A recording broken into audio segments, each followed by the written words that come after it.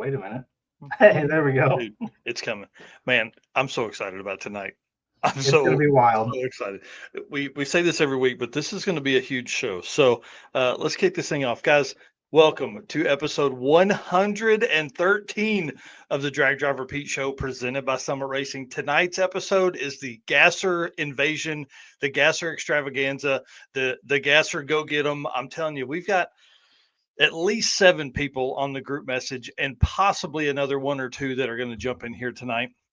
When I say gassers are invading, I'm being serious. I hope you guys understand what is happening here. Let me pull up my notes and I'm just going to run through the, well, I was going to run through the folks, but I don't have them here. But we've got alumni, Gasser alumni from Drag Week, Rocky Mountain Race Week, Sick Week events, and we're just get comfortable because we're going to tell some stories tonight.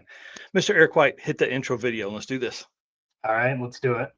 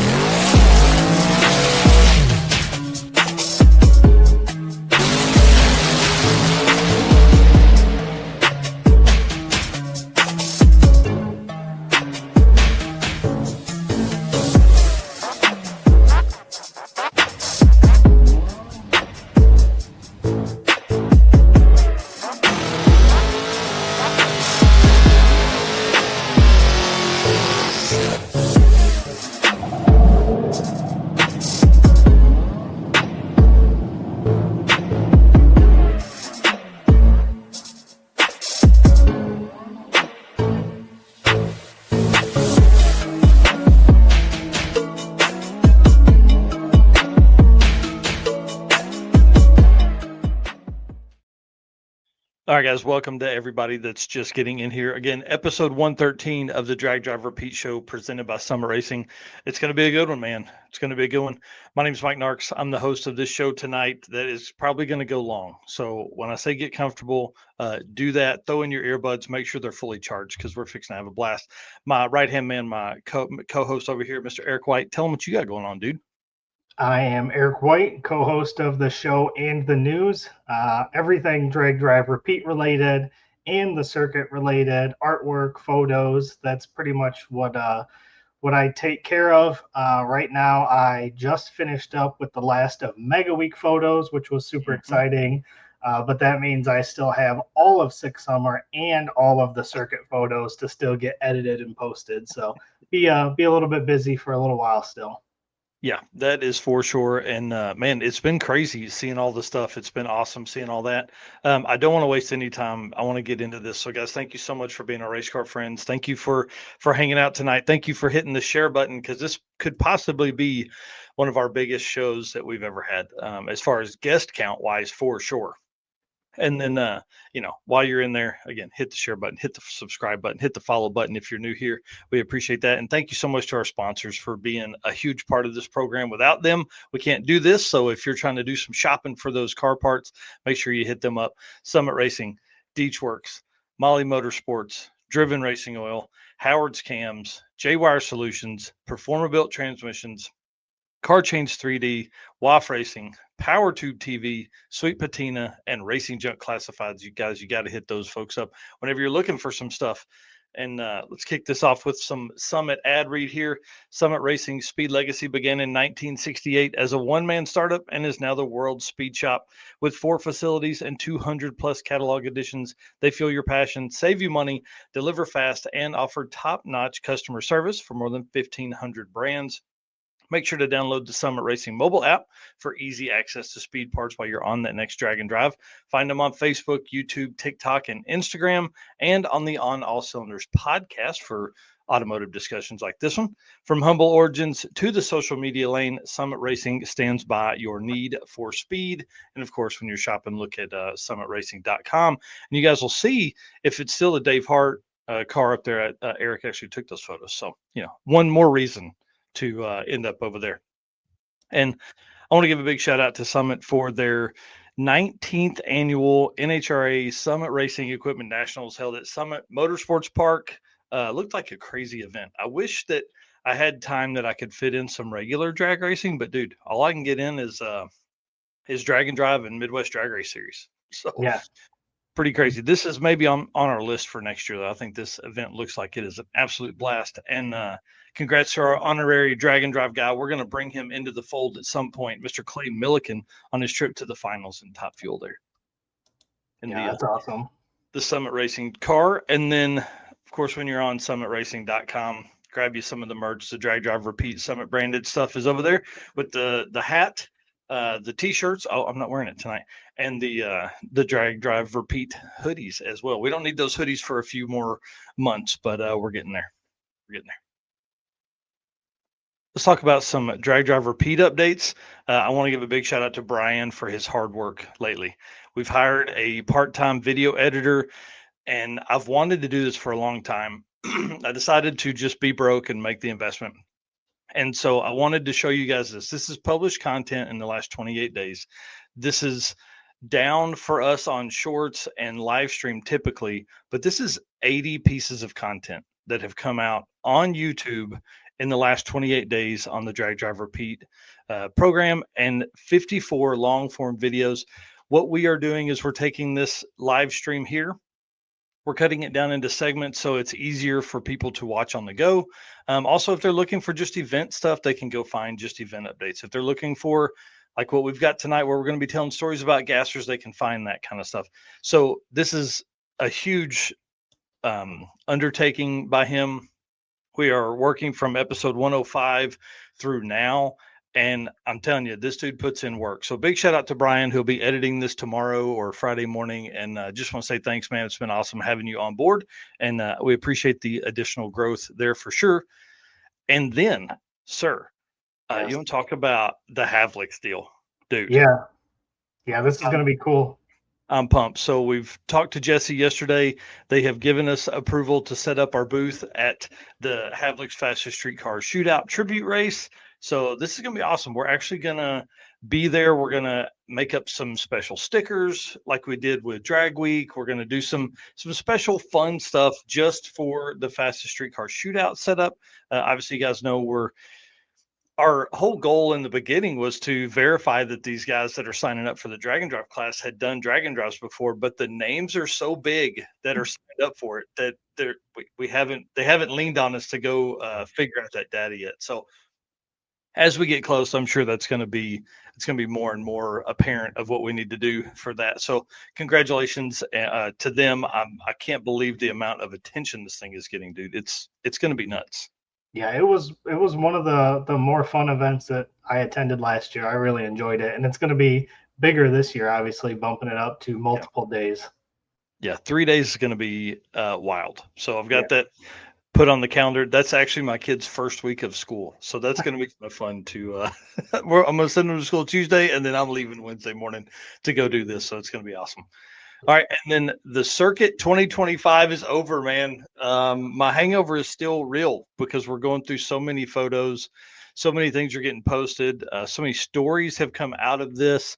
And the first story I want to talk about is kind of interesting. We've never had this happen before at any event I've ever hosted, and Dakota and Dalen got engaged. How cool is that? And they did it at Cars on the Route down in Galena, Kansas, the night of the block party. So everybody help me wish them congratulations. This is awesome. I love this for them. Dakota's a huge drag and drive guy. He's been down to like 3 circuits. I mean, he's on other events as well all the time. Like, he's just a great dude.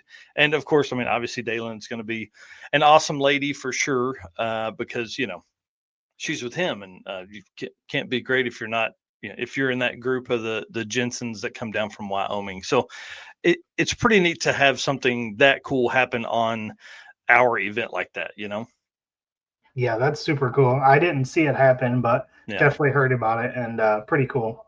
Yep, they were down at Cars on the Route, which is the end of the street for us. And then, of course, when they left, they had to do a big burnout. Oh, yeah. That truck definitely does huge burnout. Yeah, it is built for that for sure. And then One other thing that happened during that event is we set records for the amount of money that was raised during the event. Guys, I've hosted events with Jonathan Stonecipher since 2014, and we've never raised this much money in a single event. So I am proud to announce that during the Circuit 2025, presented by Summit Racing, we raised Drum roll, please.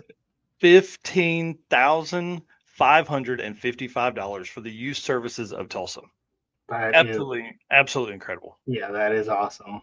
Big shout out to everybody that Yeah. donated money. Yep. So I want to run through that real quick. So how donations were collected is $25 of each entry went to that, whether the people showed up or not. A $2,000 direct donation from AT Industries. We appreciate them for that for sure. The first race of Dustin Cottle and Chris Paget raised $1,155 with people standing on the line, kind of donating their wagers there. The call out from Cody Walker and Brian Acton raised $1,040. We donated a portion of the shirt sales. Molly Motorsports, who drove all the way from North Carolina, came out. They ran a raffle for a set of Power Pack pistons, which was run by which was won by John Doherty, run by Adam from Molly Motorsports. That raised $1,175, and then our own raffle ticket sales as well. Plus, we made some wagers. It was $10 buy-in, 50% goes to the winner, 50% goes to the charity during the block party games in Galena, Kansas. And then, man, people were just walking up, giving some money there at the end. So we really, really appreciate you guys for that. That's a record donation for us for anything we've ever done in a single event. It's absolutely crazy. I can't say thank you enough. We are working. I'm working on getting big checks made, which of course you got to do that with a big donation like this. And then I'm working on it. Once I have a date that I'll have the checks in my hand, then we'll work on a date that we can present those checks, do a full check presentation at Youth Services of Tulsa for all the press and all the folks to see. And so I'll invite as many racers as want to come. Please come out and do that. Spend some time with us and do burnouts in front of the Youth Services of Tulsa. Yeah, that's incredible. Again, everybody that donated and showed up, we appreciate everything, and so does the Youth Services of Tulsa. I'm sure they appreciate that very much. Oh yeah, that'll go a long way in them helping. I mean, they have 20 different programs. They could almost spread, money across all of them. So it'll be Right. kind of interesting to see how that gets done and see what they do and how we can help in the future. I hope that, this is the start to a great relationship like it was with the Northwest Arkansas Children's Shelter. So the people of there seem to be enjoying themselves. But until we do that, I am offering, well, I guess until they sell out, I'm offering the Circuit 2025 shirts and hoodies on the Drag Drive Repeat website. They're obviously listed there 25 and $30 for the t-shirts, 50 and 60 for the hoodies. Whatever we have in stock, $5 of each of those is going to go to the Youth Services of Tulsa, and I'll write a check at the end of every month or make a donation or whatever. So if you didn't get your Circuit 2025 shirt and want to pick that up, now is the time to do it. It's on the dragdriverepeat.com/store. That's awesome. All right, that's all of the circuit event updates that I have, sir. Yeah, it was a good time. Like you said, the hangover is real. So it was fun going through the Mega Week photos and kind of reliving a lot of those moments. So I'm excited to do that same thing with the circuit as I go through those photos as well. Yeah, so that's next up on your list, right? Is the circuit photos, and then you'll bounce back to 6 summer because there's probably 6 summer photos as there is the circuit. Yeah, because you figure there's 6 days of that. So yeah. And then real quick, we'll talk about Trevor Brandon's comment here in the driven event segment here. So I'll let you lead us into that. All right. Driven racing oil is the performance engine oil that can do it all. GP1 is the ultimate oil for any race or performance application, whether you're launching hard at the drag strip, enduring the extreme heat of off-road and circle track, or even pushing limits in top field drag boats and demo derbies. Winning racers choose GP1. Compatible with engines from classic hot rods to cutting-edge race machines, GP1's unique surface cling and high zinc formulation ensures superior wear protection, particularly for flat tappet camshafts, while solving issues like cylinder washout with methanol and ethanol fuels. It's crafted from the legendary Bradford, Pennsylvania base oil, then enhanced with state of the art additive packages, which GP1 offers the best in protection and performance. And you guys know drivenracingoil.com is where you can go to pick up your oil or any merchandise. And Driven Racing Oil on Facebook and Instagram will be where you can check out what the next event they'll be at. So then you can pick up stuff at the event while they're there. Yep. Speaking of events, Street Week Sweden is happening right now. Yep. We had Ken on Saturday, kind of giving us a little bit of a walk around. He's been having live streams and everything I've seen pop up. So, man, looks like a cool event. I haven't kept up as much as I wish I did on what's going on, but he's gonna send me over some pictures when he gets a chance, and then we'll get some of those posted up as well. Yeah, I'm excited to have him back on the show to talk about this. This is his first time to do that, and he was saying on Saturday like 1,100 miles is what he drove to get there. So Yeah, he was like yep. nothing like you guys, but like how many countries did he go through? He said there was 2 like checkpoints that he had to go through. Man, that's crazy. That's great. Well, good luck to all those racers. It looks like obviously they're having a drag and drive kind of time. Like some people are having fun, some people are not. So Yeah. people are tearing stuff up left and right. That's for sure. Yep. Then up next is All Stars Drag and Drive on July 10th. So starting tomorrow through the 13th, and that is starting at Willowbank Dragway. Yep. And then Streetcar Challenge 2025. This is so All Stars is a new one for 2025, and Streetcar Challenge is another new one for 2025 as well. And they've got their routes up. So I wanted to show this. It's about 400 miles. It's 4 days of racing. Looks like a good time, and it's one of the only times a track has actually hosted a drag and drive. So this is going to be interesting to see how it works out. Obviously, don't know that car count or anything like that yet, but that is July 17th through 20th. So just in about a week, we're going to do that. Yep. And then after that, we've got Road Trip Drag Challenge number 2. That is the July 18th through the 20th. So again, about 9 days. We'll kick that off. Right, another big weekend. So if I'm doing the math there, that's the 17th through 20th for Streetcar, 18th through 20th for Road Trip, and then Miles of Mayhem kicks off on their 5th year, dude. 5th year to do this. July 20th through 25th in Rimbey, Canada. So that's Australia, the US, Australia, and Canada. They're all over the world, man.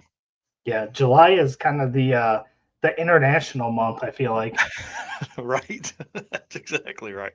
And then after Miles of Mayhem wraps up, we kick off Heads Up Hustle here back in the States.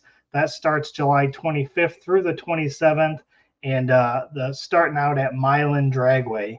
And I don't know if you saw it, but those new shirts are released. Those came out pretty sweet. Dude, they look awesome. And I didn't make updates on the notes there. It's actually at Ubley Dragway. Oops. Oh, okay. I think we grabbed old notes. So Ubley's a new one for that. I'm kind of excited. I've never been to that part of Michigan. I've been to Milan before, been to Mid America or Mid Michigan Motorplex, but never been to Ubley. So this would be kind of cool.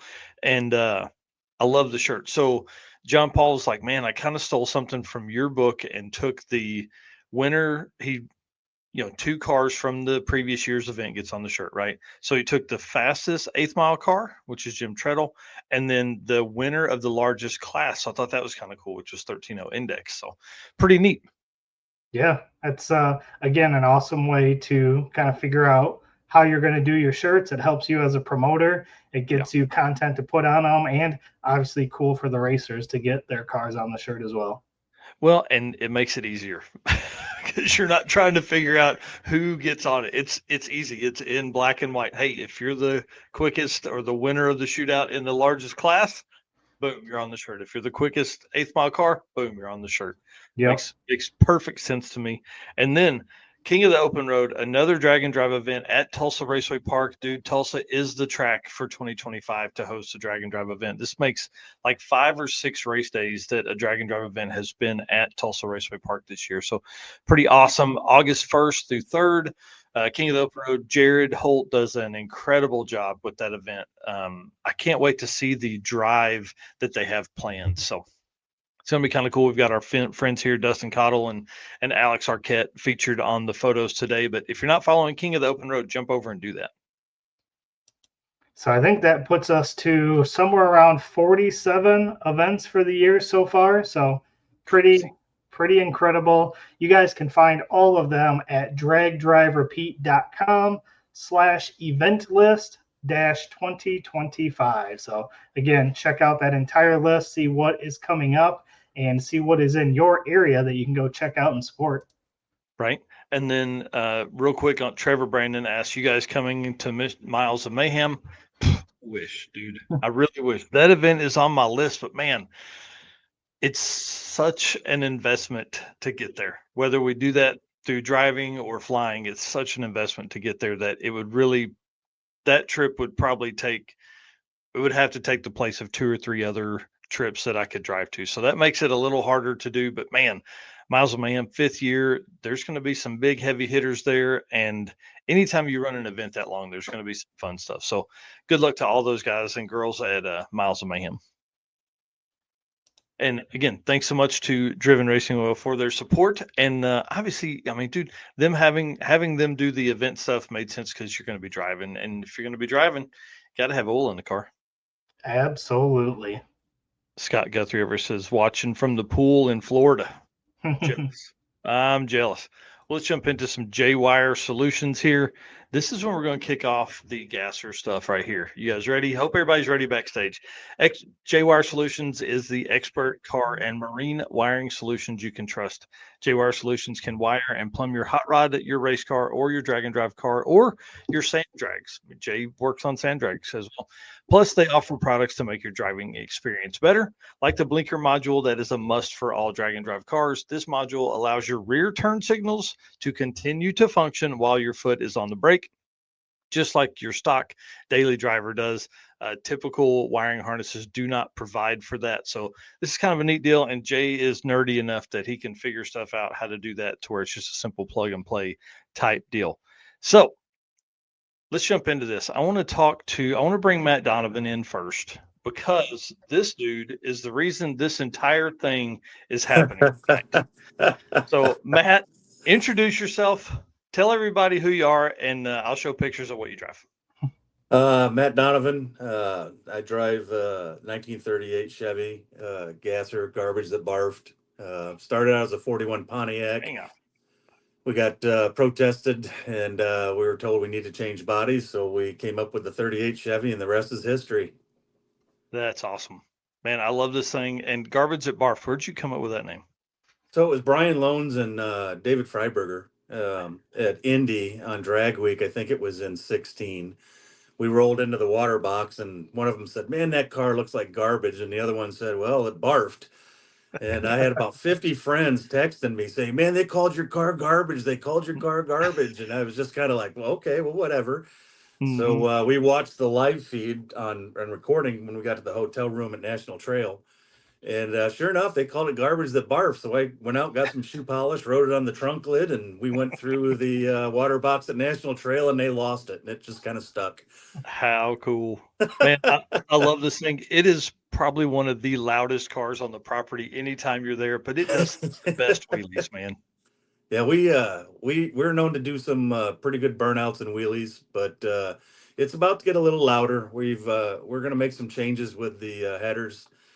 Ted Woodman, he gave me a set of larger primary Schoenfield headers. We're going to make the change over to that, and hopefully gain a little bit more power. Nice. Yeah, it's going to be fun. More power is all the better. Exactly. I can't take any more weight out of the car. You know, I mean, we've lost about 30 pounds on the car in the last maybe 6 or 7 weeks. Wow. But I can't find any more place to take any weight out of it. So we gotta start building power. Yeah, I mean, it's always easier the better way is to make more power. don't necessarily lose weight. You just make more power. Right. And the next step would be to just kind of totally ditch, either the frame or the doors or something, and I can't do any of that. So Yeah, no. You could go to smaller tires. Smaller tires save weight, but that's we no fun. we just finished a gear change, so we're gonna be Nice. a heads up puzzle, and we're really hoping that we're gonna be, man, I hate to say it, but we're already knocking at the 8-second door. So Oh man, bring if it we can on. get into that bracket as a naturally aspirated gasser with a 1946 cast iron or whatever forged steel straight axle, I'm super happy. Yeah, I definitely want to talk about how that thing was built here in a minute, because we're going to do an entire portion of the show you guys are going to talk about your Sure. builds, because there's differing stuff on who solid axle, do you lift A arms, all that kind of stuff. So I want to have that conversation, but I want to have it in a few minutes. So Sure. I'm going to leave you on, and then Okay. we'll bring on Mike Heston as well, who drives several gassers. So Mike, same thing, man. Introduce yourself. Tell us about the Fairlane, and then I think I've got the truck later on in photos as well. Okay. I'm Mike Heston, Big Mike with the Bucket List Mob. How's it going, Matt? Good. How are you doing, Mike? Good, man. Yeah, this is our 65 Fairlane. This is when it was a small block. This was the first drag and drive that we attended in 2019, and we're kind of like joking around there. That's my dad and one of the guys that was riding with us, because we had not had any sleep. We got to this checkpoint at like 7 o'clock in the morning, so everybody's pretty exhausted in it. But that's our 65 Fairlane. It's a big block now. Working through some issues with it. We should have it ready for Six Smokies. Yeah. That's awesome. This car is one of my favorites, but the truck is definitely over the top for me. Let me see if I can pull it up. Yeah. Yeah. So what happened is we did Drag Week in 2019. That's when I met Matt too, Yep. And Jay and everybody that was so awesome. And then my dad had such a good time at Drag Week that all the guys are like, okay, let's build Dad a race car. He's never had one. He loves gassers, and that was when we dug the truck out of a field and then redid the whole thing and built that truck with a small block originally that was in the Fairlane, but turned into a tunnel ram. That's kind of like the standard position for that truck. Transmission out of it. It's a transmission killer. Yeah. So Yeah, I don't. what is it? Just the angle that it's at? Is it what the? No, you know what? We've been struggling with. We've been running AODs. Yeah, I know. Mm-hmm. We've been running AODs. It's because it's something that I had, and then we recently changed over to C4, and we haven't had any transmission problems since. So it really was reaching the limit of the AODs. Yeah. The thing is, we're coming back with the Fairlane with an AOD in it again, just because the cost to put in another transmission. I mean, it's got a brand new, we did sick week in 2024, and it was just blowing right through the converter with a big block. And I spent a bunch of money on a converter with 501, and then we haven't been back since. So we haven't even been able to even try that converter. And we thought, you know what, this AOD that's been in the Fairlane, even though it's 900 horse, has survived all the drag weeks, and we've taken it apart and maybe have a little bit of wear on the overdrive band, but we haven't broken anything, knock on wood. So right. We're just going to go ahead and run the AOD, because you can't sell them. Nobody wants them. I mean, I've got like the unobtainium of AODs. It's got, I mean, if you were to try and build that setup today, you could buy an M&M transmission for what I got in that AOD. Because everybody goes 400. You know what I mean? They're just like, if Mm. it's to that point, they're C6 or 400. Yep. I imagine. Yep. So yep. for the change to the 3-speed, did you go down in gear or up in gear? All of our cars have quick changes in them, so we can change the gear for the track, and then we throw a set of 330s in for the drive, and everything's good. So we can truck pretty well. We can haul pretty well on the road, and we get decent gas mileage. I mean, the Fairlane, the first year was like we had 4 guys in the car and probably 1,200 pounds of trailer with a small block and mechanical injection, and we got like 6.5. So I was pretty thrilled on E85. I was pretty thrilled with that.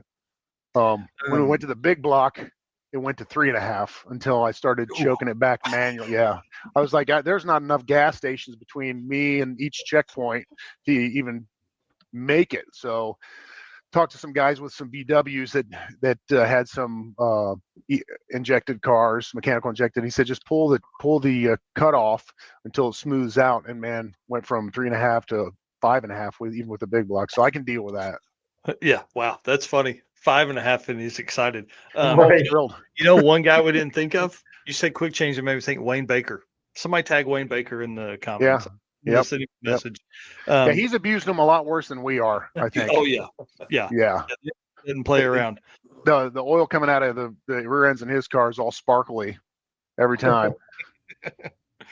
Awesome. Well, let's get to our next person here. I want to bring in Mr. Jeremy Bonnet. I want to talk about this car real quick, the Last Penny. Mr. Jeremy, introduce yourself. Tell us the shop name that you're at, and then tell us about the car. Jeremy Bonnet, Bonnet Race Cars. We build mostly nostalgia drag cars.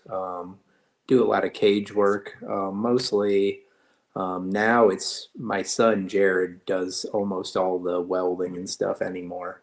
But we do a couple projects a year.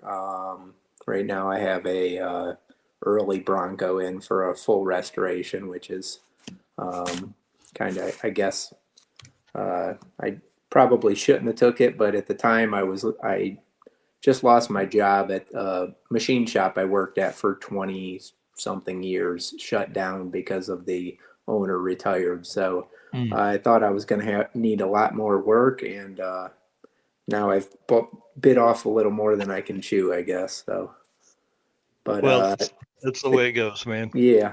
The car, it's a 33 Willys. Pulled it out of a friend of ours garage. He had bought it a long time ago. He was going to redo it.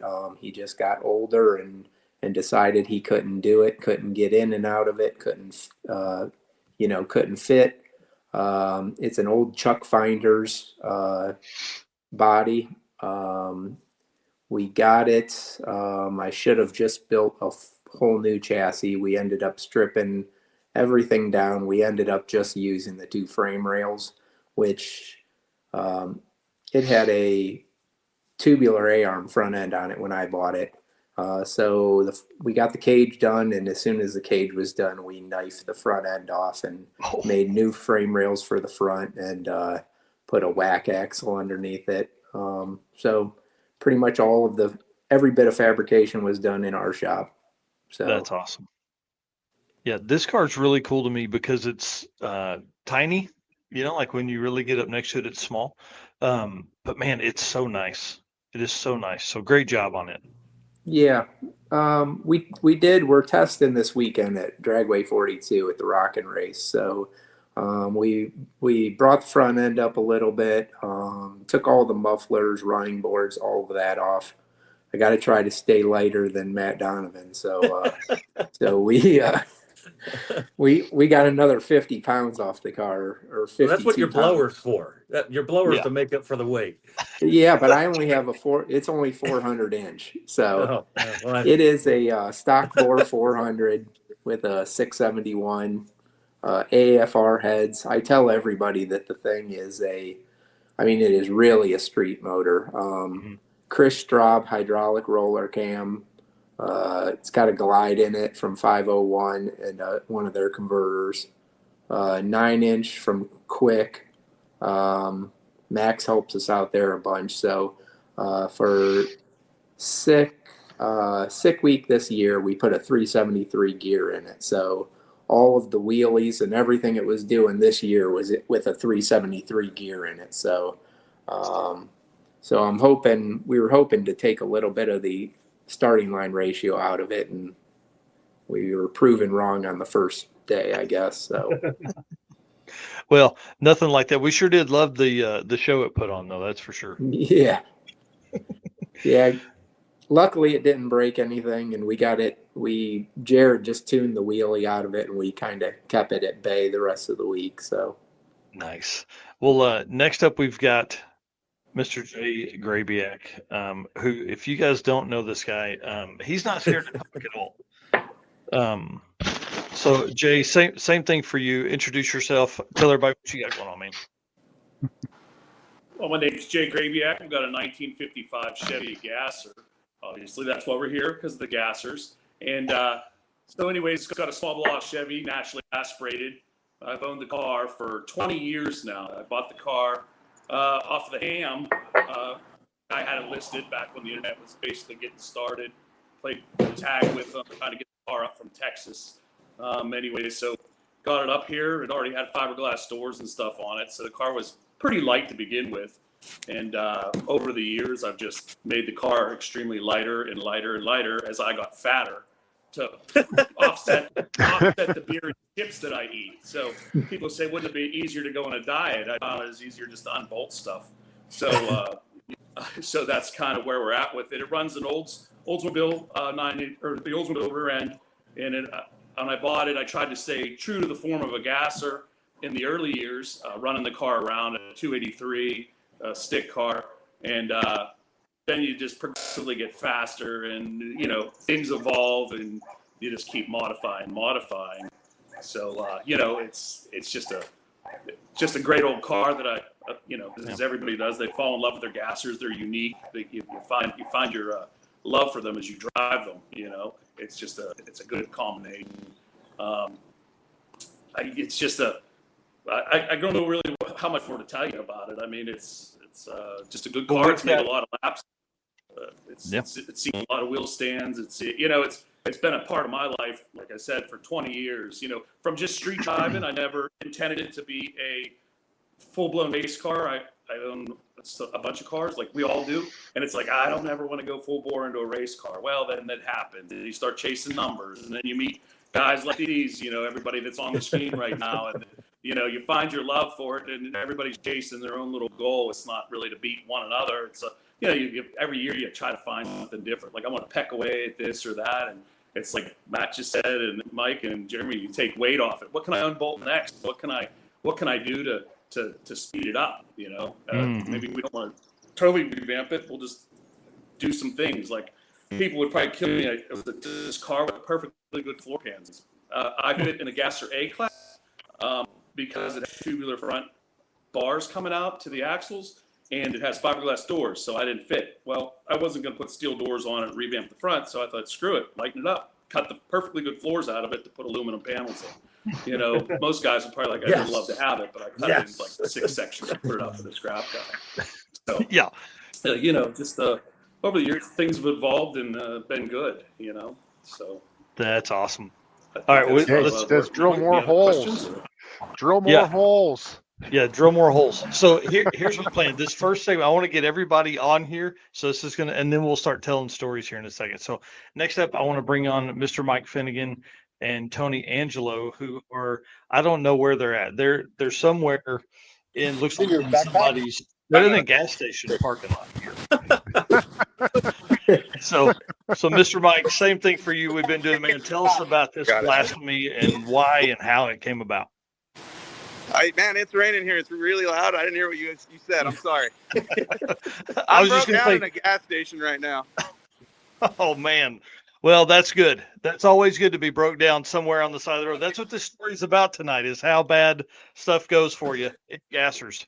So tell us about blasphemy. Oh, yeah. Blasphemy's fun. It's a 1955 Chevy Bel Air with a 528 cubic inch Gen 2 Chrysler Hemi in it and a stick shift. And it brakes a lot, and when it's not braking, it goes pretty fast. It's a lot of fun. I love that car. And the one question we've kind of been asking everybody, we haven't asked everybody yet, but why blasphemy? Why a Gasser? I fell in love with the movie 2-Lane Blacktop when I was a kid, and so I always wanted a 55 Chevy, and I just wanted to road trip it a lot. When I bought that car, it never occurred to me to go racing. But at the time I worked at Hot Rod Magazine, and I got to go to Hot Rod Drag Week and just cover the stories of legends, who were competing in that deal. And I'll never forget, I don't remember what year it was. It might have been like 2012, but Dave Schroeder had a primered gray 2-lane blacktop style 55 Chevy. Whoa, that was cool. And I ran into Schroeder and Enns at the side of the road somewhere, and they had eaten a cam lobe and a pair of lifters, and they tied them up and ran it on 7 cylinders to finish. And I thought, these are the coolest dudes I've ever seen in my life. I want to do what they're doing. And so all of a sudden, my street car, I just lost my mind and kept doing things to make it faster. And it's just ruined my life ever since, actually. That's a good problem to have. That's a good problem to have. So I had heard somebody say that maybe Drag Week is the next event for you. Yeah, that's kind of always been the goal. Is like, in my opinion, that's the original. I don't know what it is about it, but that one I feel like brings out really good competition. Not that the other ones don't. It's just like, especially for gassers, like you got really fast guys that show up to that event in A and D gas that it don't always seem to show up to these other ones. Like I went and ran Sick at the Rock and Sick at the Green, and there was only 2 or 3 of us there in gassers. And so, but I know that if you, oh damn, that was another one. He's gonna get electrocuted on the internet. Wow. And so, yeah, I don't know what it is. Like, I keep showing up to events hoping there will be more gassers to go there, but it really looks like Drag Week and then Sick Smokies are where the gassers are going this year. So my plan is to go to both of those and have fun. That's awesome. That's what I was going to ask next. Is Sick Smokies on the list? Because it sounds like most guys in the group here are going to do that same thing. Yep. Yeah, I don't know what happened with that deal, but the last I heard from Tom, there's like 80 gassers signed up. I didn't even know there were 80 gassers in the country. Yeah. And so although my car is not set up for 8th mile, and I'm not even into 8th mile. Like I love 4th gear in blasphemy. I love trying to go 160 in blasphemy. I will go to that event because I want to go through the Smoky Mountains with 80 gassers. Like, I just think that's going to look and be the most fun ever, you know? So I'm in, you know, if it's in one piece, I'll be there. That's awesome. Yeah, I completely agree. I think that's going to be absolutely wild. And like you're pulling from the Southeast Gassers home base, like that whole series surely has some guys that can put it on the street. Yeah, that one in particular interests me because like I've always wanted to go run with those guys, but their rules are so strict. Yeah. You'd have to throw away my whole car and start over. Yeah. And their rule set doesn't make it cheaper to run.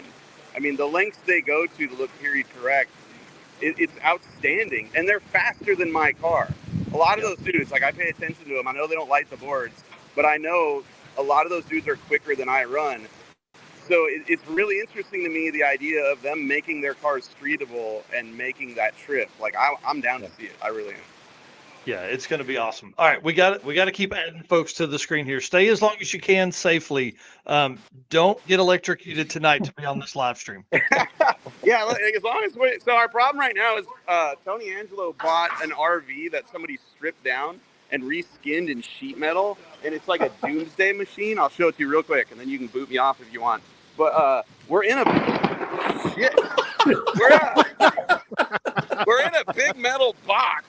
What is that? Yeah, that's like a 77 Dodge motorhome that is now all steel, and we're in a big metal box in the middle of a lightning storm.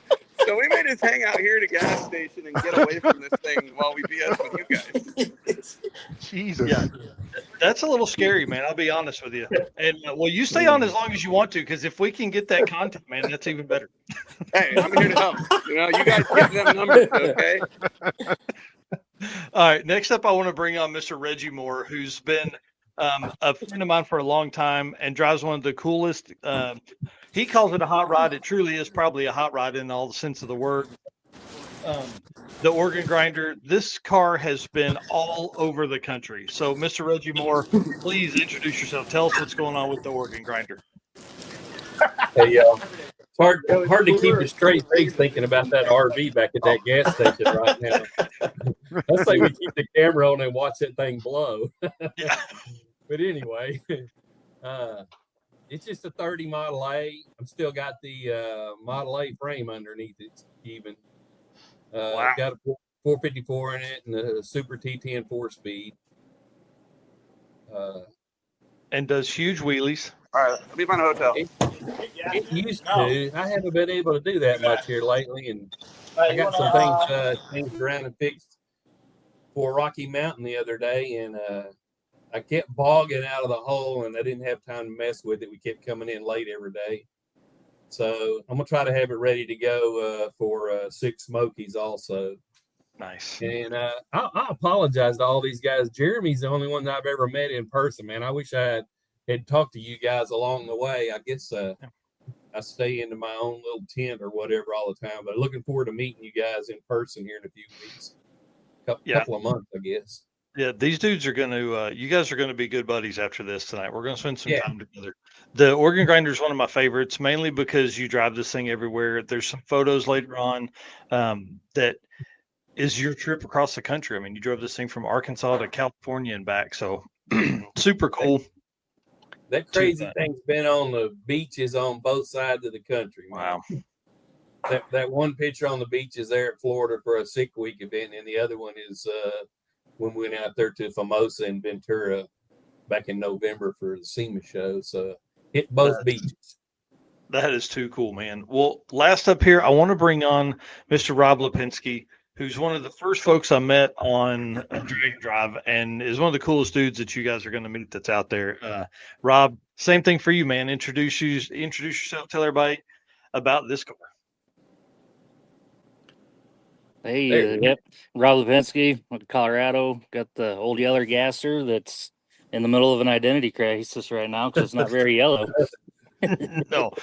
No, it's not old Yeller anymore. It's black and white and badass. Yeah, huh? It still identifies as yellow. It says across the deck lid. So, but yeah, that's my old 54. My great grandparents bought that car new. And I've had it since a little before high school and drove it all through high school. And it's definitely gone through a lot of changes in its life. Went from a 235 inline six car to small block car to Pro Street at one point, and then turboed LS Gasser. And hey, it's been all over the map. Right. Now it's got a blown big block in it.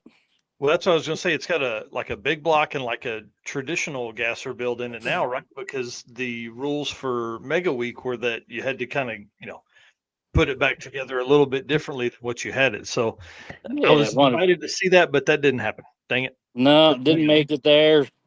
First, we were supposed to be at Sick Week with it, and weren't ready for that, and keep plucking away at it, and decides, like, why rush stuff at this point? Going through everything, it's that good old bad saying of, well, while it's apart, why don't we do this? And it just keeps snowballing.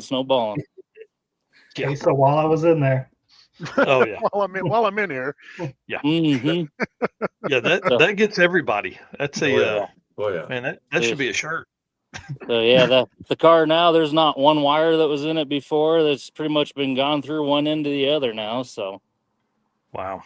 Now we'll fit everybody else's rules a little bit better for all the gasser classes, so we can go out and have fun in more places. Right. I think that's what I'm most excited about this conversation tonight is to kind of get an idea of like how you guys make these things street worthy, dude. Like you build a car that should be outdated. It should be outdated. It should not work as well as they do. And you guys go out and keep sending them, man. I love it. Sorry, we'll bring Jay back in here. He keeps leaving us. I don't know what he's got going on there. Leaving the party. Now he's frozen. All right. So that kind of gets us started. That kind of gives everybody an idea of who these guys are, what they drive, kind of how everything goes from there, right? Like we have seen the cars now. So I want to say thanks to J-Wire Solutions for his support of the channel. I want to flip over and I want to go to the next segment here because I want to talk about why, what build goes into all this stuff, like how someone can build their car to do all of this. So, Mr. Eric, will you read us the Molly Motorsports ad read there? Yep. Racers and high performance enthusiasts, are you ready to start your next engine build? If so, there is no better time than right now to check out Molly Motorsports all-in-one Power Pack piston kits. With over 1,200 applications, these kits come complete with pistons, rings, wrist pins, and clips, all designed to work together. Molly Motorsports Power Pack piston kits take out all of the guesswork. No more trying to determine if a piston will need this ring to work with a certain cylinder size. Molly Motorsports did all the engineering for you so you can get to the part that matters, which is building a power plant that leads you to victory lane. Visit mollymotorsports.com for more details. And for our podcast listeners, Molly is spelled Mahle. I know that's right. Well, here's what I want to talk about in this segment here, guys. I want to know what kind of adventures, what kind of fun stories you've had in these cars. I've got a few photos that we'll kind of alternate through, but I want, with so many on here, it gives us such a small window on the side. So I just want to kind of go around. Matt, start us, and we'll work through you guys in order there. Yes. I guess the best thing about what I've done, or what I've done when I built my car, is everybody that I've met. We first did Hot Rod Drag Week in 11 with my judge. Wow. And from that point on, we've hit as many drag and drives as we could possibly hit. But it was the people, that I met, the camaraderie and the brotherhood, sisterhood.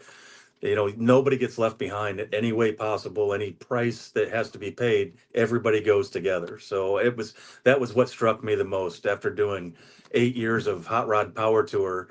And I migrated over to the Drag Week side. It was like, this is where I need to be. This is where I want to be. And the people that are on the show with us, and thousands of others that I've met that I follow or follow me are proof. It's just a great atmosphere. It's a great family.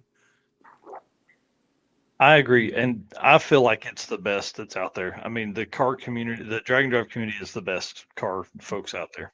Hands down. Yep. Yeah. Give us a fun story. So give us a roadside adventure that you've had. Does it have to be with the car, or can it be when the trailer axles depart at the bottom of my car trailer? Let's hear that. Oh, well, we cleaned the axles off the bottom of my 24-foot car trailer on the way to Sick Week in 22, I think it was, maybe 23. And going over an overpass right in front of Garlett's Museum, the trailer axles decided to leave the chat, and we smashed into a guardrail and come across the highway, slid down the ramp, and skidded to a stop. And I put the call out. I'm so many hours from Bradenton, and hey, we need help. We need help bad. And not really going to throw the towel in, but wasn't really prepared to drive the car all the way there, the rest of the way. And within 15 minutes, we had 110, I think 109 texts and phone calls of people that were on the way or already in Bradenton for testing that were going to come back and pick us up or get the car there or what have you. And we had a trailer company north of Gainesville that Derek Putnam put me in touch with. And Derek actually brought his car trailer to me. We unloaded everything, put it on his car trailer. He took my wounded trailer with one tire on one side, 2 bent axles, and 2 bent rims on the other side, all the way to the trailer repair place. We got to Bradenton. They still charged me $200. I made 2 passes, and we knew the car was good to go until the next day when we tried to make a pass next to Alex Taylor, and we death wobbled so bad it bent the front frame rail, bent the steering arm, bent the brake caliper brackets, just did a bunch of damage. So it turned out that when the car came loose in the trailer, it had nosed into my drag week trailer and bent the center link. And we made a pass with a bent center link, and it death wobbled on the brakes. We went back, we looked at it, straightened it out with a ratchet strap, went back out, it did the same thing. But we managed to make a new center link for it, and it amplified the problem. And we just had a lot of damage, so we didn't make it even one single day on that year. But the best part of it was going back to everybody reaching out for help or what I need, anything like that.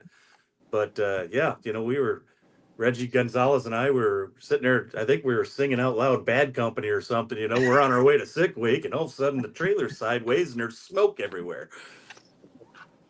But that's a fun adventure. That's a fun. I'm still cleaning my underwear out on that one. Yeah. That's awesome. Reggie, let's go to you next. You've got some adventures, and I've got a picture pulled up here that I want to show that you sent over earlier. What, dude? That's a wheelie now.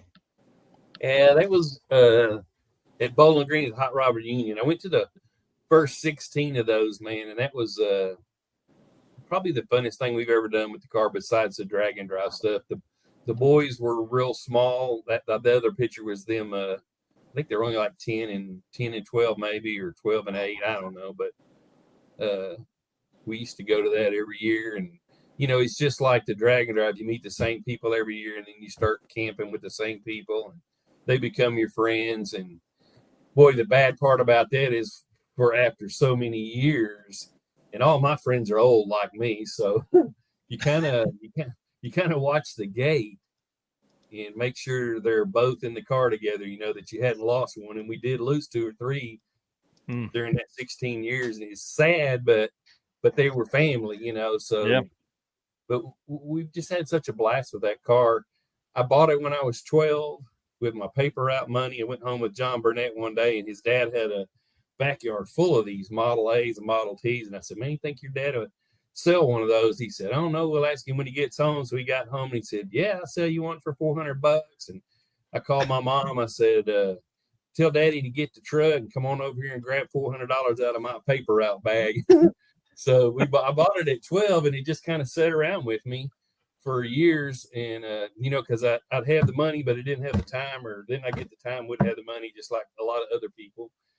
And Jason, I had just met Jason, and he was in the Air Force, and he was getting shipped to Germany, and he saw my car and couldn't understand why I wouldn't build it. But anyway, so from Germany, I guess he went to the summit, on the internet, and he sent me the headlight stands, headlights, and a rear view mirror. And he said, now get busy and build this car and meet us at Pigeon Forge. And boy, that's when everything started, man. It was 22 years ago. Wow. And it's just been a blast ever since. If he hadn't done that, the thing would probably still be sitting in the backyard. I don't know. And you're talking about Jason Schaefer of the Chicken Coop, right? Yeah. Well, oh man, I'm talking about Angel, and she lets Jason run around with her. Yeah. That's awesome. Mike Heston, tell us something, man. We seem to be plagued with all kinds of problems. Probably the most recent was at Drag Week in 2024. The truck, again, the AOD, the curse of the AOD. By the end of the last day, pulling into the track, it had one gear. It had second gear. That's it.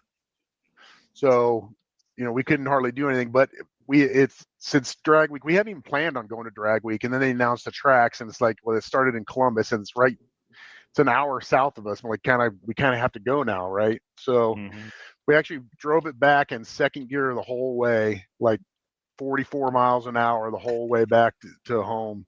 But yeah, I mean, for me, we started in 2019. It was after I had a medical scare, and I'm like, hey, we got to do something, guys. And we keep putting stuff off.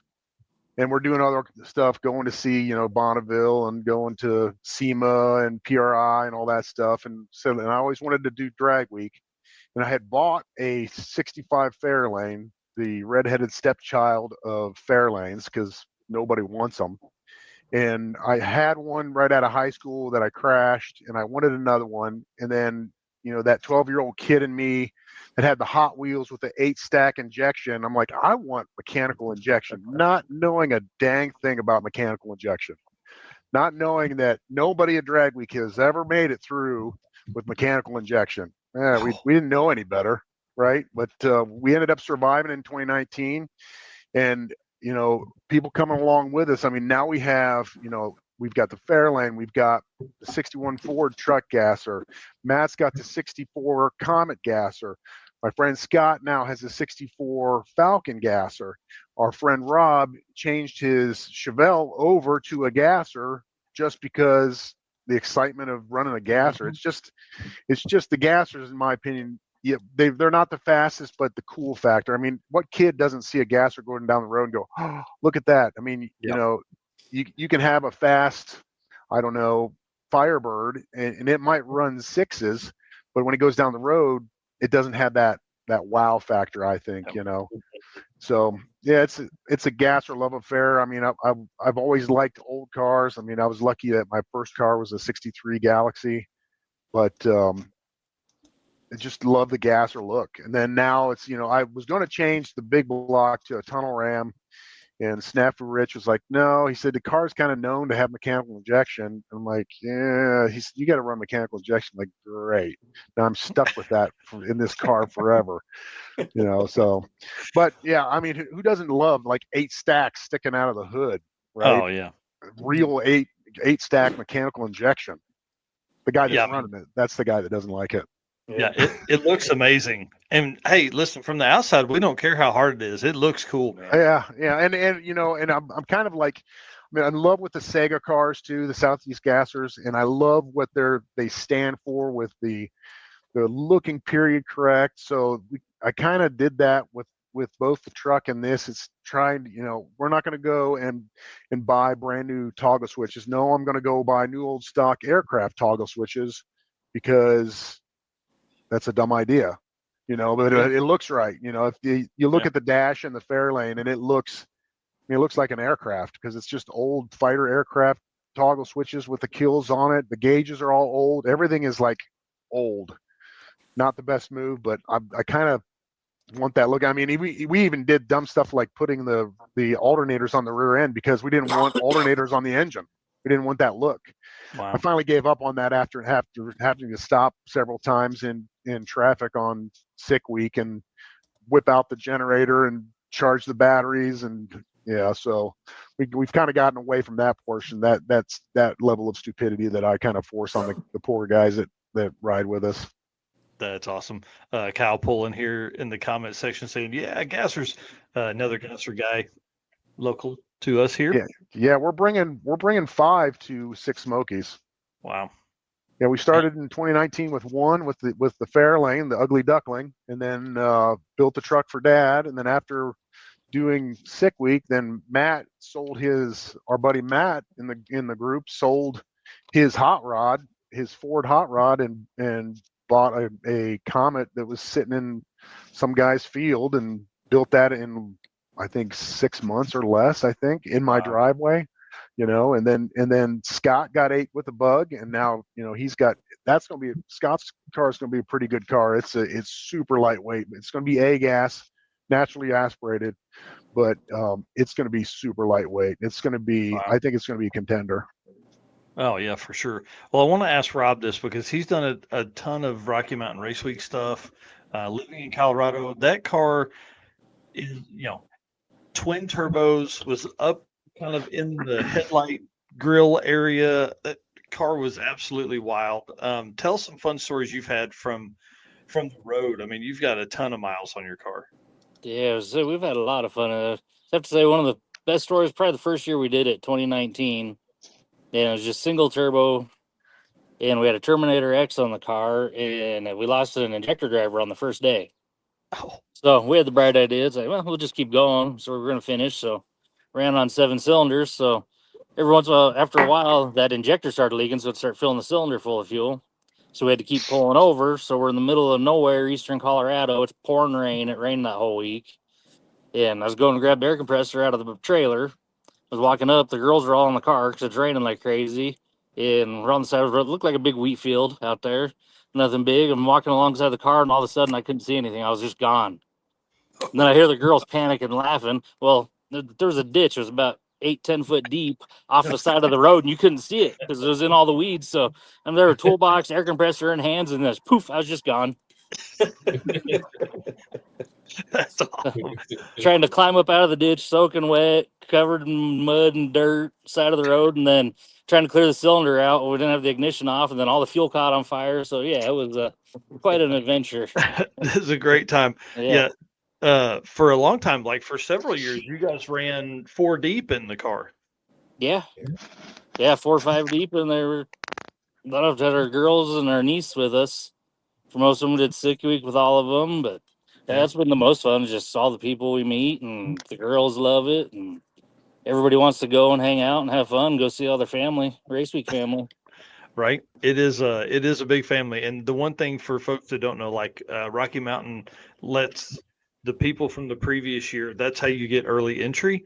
And like 70% of the people that came the year before will be back the next year. So for 10 years now, it's been like let's say out of 250 people, it's been the same 100 every year that come back. It's pretty amazing, the level of friendship and family reunion that it turns into. Yeah, this year on Mega Week, being in the night class, it was kind of weird because there was a whole lot of new people in there we had never met before. So it's kind of a whole new crowd for it.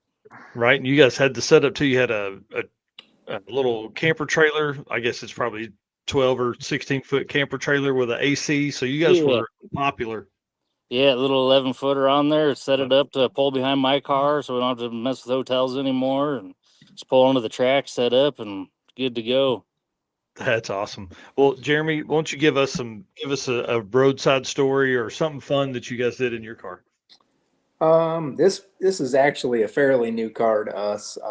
We built it last year, and we've ran with the AA Supercharged Gassers of America with the car. We've ran set it up to run sick week last year. Had a lifter failure 2 days before we came, so we had to pull out on that. Went down this year kind of with a mission, and like Matt said, I think probably the reason for going to all of these are not only do I go with my family, all of my boys have been on a drag and drive with me, along with my dad, which drove his Henry J a few years back in a drag and drive. And then, Matt, his brother Terry, we had a bunch of fun times with Tom at the NMCA. I forgot race. all about that guy. The NMCA race that we did with Tom. I think that weekend there was enough alcohol that I believe by the end of the weekend, somehow Terry, which is Matt's brother, Tom was Uncle Tom to him. And I believe by the end of the weekend, Matt was possibly a business partner with Tom. I think. So, yep, that's a good idea. Good. So good it was, but that was great. We took the car out this year. We got really lucky. We didn't have hardly any problems. The first day we broke a electric fan when we came down from that big wheelie in South Georgia. Had to fix that. Had my son with me, so I had to do nothing. He just took charge and took care of that for us. We ran all week. Didn't have a bunch of problems, just melted some wires down. We put a new fan in. It was drawing a ton of amps. And so we were running kind of on and off with the fan all week, melted some wires and some fuses and stuff like that down. Ended up picking up a new wiring, relays, stuff like that. When we were I think we were at Doug Cook's place, and he had a guy there that had a bunch of wiring stuff, and he just gave it all to us, which helped us out for the rest of the week. Other than that, I'd say the highlight of the car is winning sick week this year, and we're just going to try to go faster now. That's awesome. One other car so in sick week 2022, I guess you were driving this car, right? Yes. And during that time, I was hanging out with Justin Chestnut that week. That was my first sick week. It was the first sick week. And this car lined up with Reggie's and Jason Schaefer's car and Justin's. Man, it just looked amazing. So you have several years in this car as well, right? Yeah, we started drag week in 2016, I believe, in that car. That was the first one. I had followed it and read about it year after year, and it was kind of one of those things that it was one of the things that I wanted to do. So when I built that car, I decided to go. It really didn't fit in any class, so that car always ran unlimited. I guess this last year when we got this 33 Willys, we decided to kind of build it for a class. So Nice. Just so we could be at least a little more competitive. I know this year, I know everybody's getting a lot faster. Matt's going to be a lot faster. Mike, he did just lose 30 pounds in car weight. That is, and Mike is also getting really fast. Yeah, I'm hoping Six Smokies. I'm hoping everybody does excellent, and it's a battle. Yeah, Mike's got to get faster because he doesn't want to lose to me. Yeah, he doesn't want to lose to Matt. That's for sure. Because who would want to lose the garbage that barfed? Come on. But yeah, no. I mean, I'm real fortunate because, like Matt, like Jay, I don't know the other guys, but our whole family loves these cars. Every car we have is an old car, from. My dad's got a 39 Ford Daily Driver, and wow. and he's got a 40 Willys Gasser with a 392 Hemi in it with a blower. Cool. I have a Chevelle that I've had since I've been 15 that's still in the garage. My son drives a 55 Ford F100, so my other son, we're building him a 68 F100 right now. So, wow. So it's one of those, we're just fortunate that our kids love what we love. Yeah, I'm excited to see. My 15-year-old daughter has zero care, but my 12-year-old seems to be into it just a little bit. So we're going to see. We've got her car. It's up next now that both of mine are running. It's up next to start building it. So we'll see how much she really likes working on them or looking at them. Right. All right. Well, Jay, walk us in through here. Looks like you got your stuff maybe figured out there a little bit better, maybe. And tell us a fun story about the Gasser. Or not so fun. Or not so fun. Yeah, that's typically been the. Oh, I don't know if he knows he's on. If he picks his nose, then he looks good. Doesn't think he's on. Yeah. And he handsome. Don't tell him that. Don't tell him that. I think he's working on something. Okay, well, that's enough. All right. Jay Grabiak, can you hear us? Oh, hold on. No, you're muted, dude. He's probably been. He gone. Oh, that's technically funny. challenged. Good thing he builds cars better than he messes with technology. That's the way it goes. All right. Well, somebody give us one more story. Rob, tell us a story of the roadside repair for the radiator in the gas station parking lot. I guess that was like maybe race week or. Yeah, race week. Let's see. 23, maybe? Yeah, somewhere around there, 23 probably. Because, McKenna was driving the car with me, and we double entered, so she was running it in Junior Street. Oh, yeah.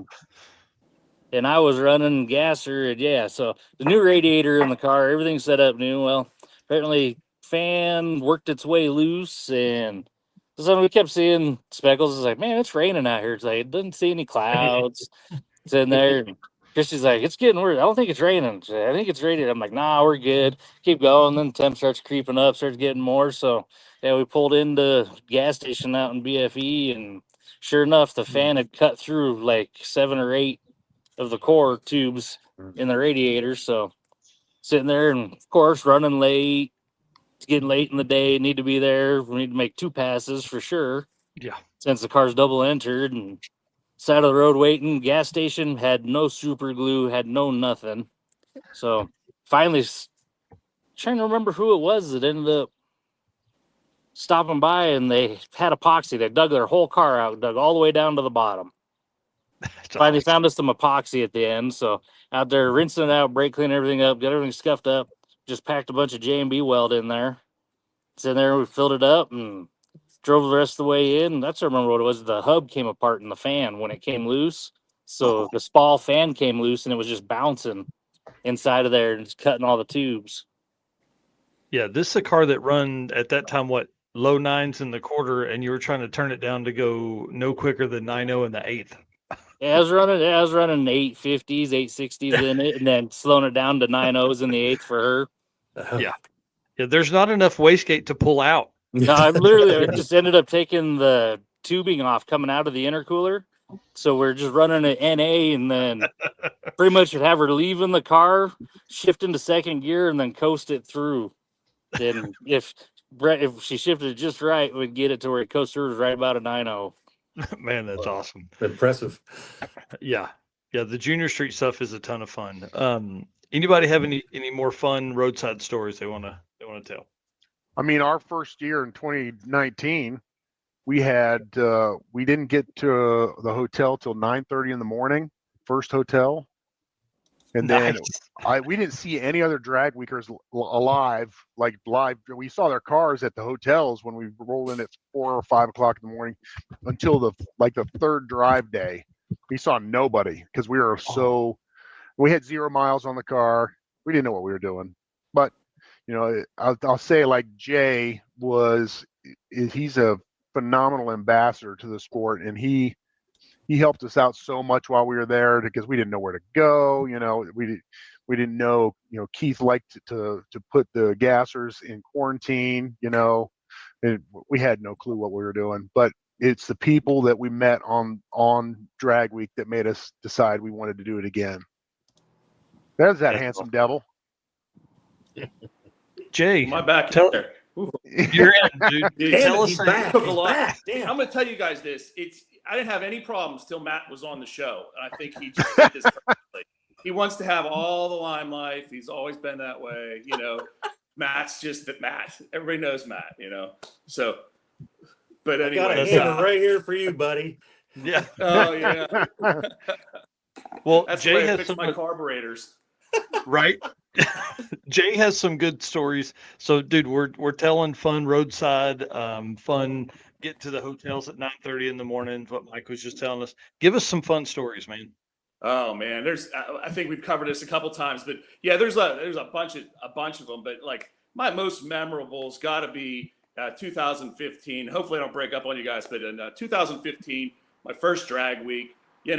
As everybody, you go in with you build your car last minute. Everything keeps evolving. My engine guy calls. Every time he calls, it's $1,000. Tanya's yelling at me. How the hell are we going to get that money? So I sold her car. She walked to work for a couple weeks. But hey, whatever to get the drag.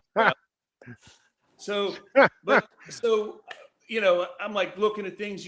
Every little piece that you buy, you can save a couple dollars. Is something more you can buy. So I'm like, I can buy this gas tank from Jags, or I can get it off of Amazon for like $100 cheaper.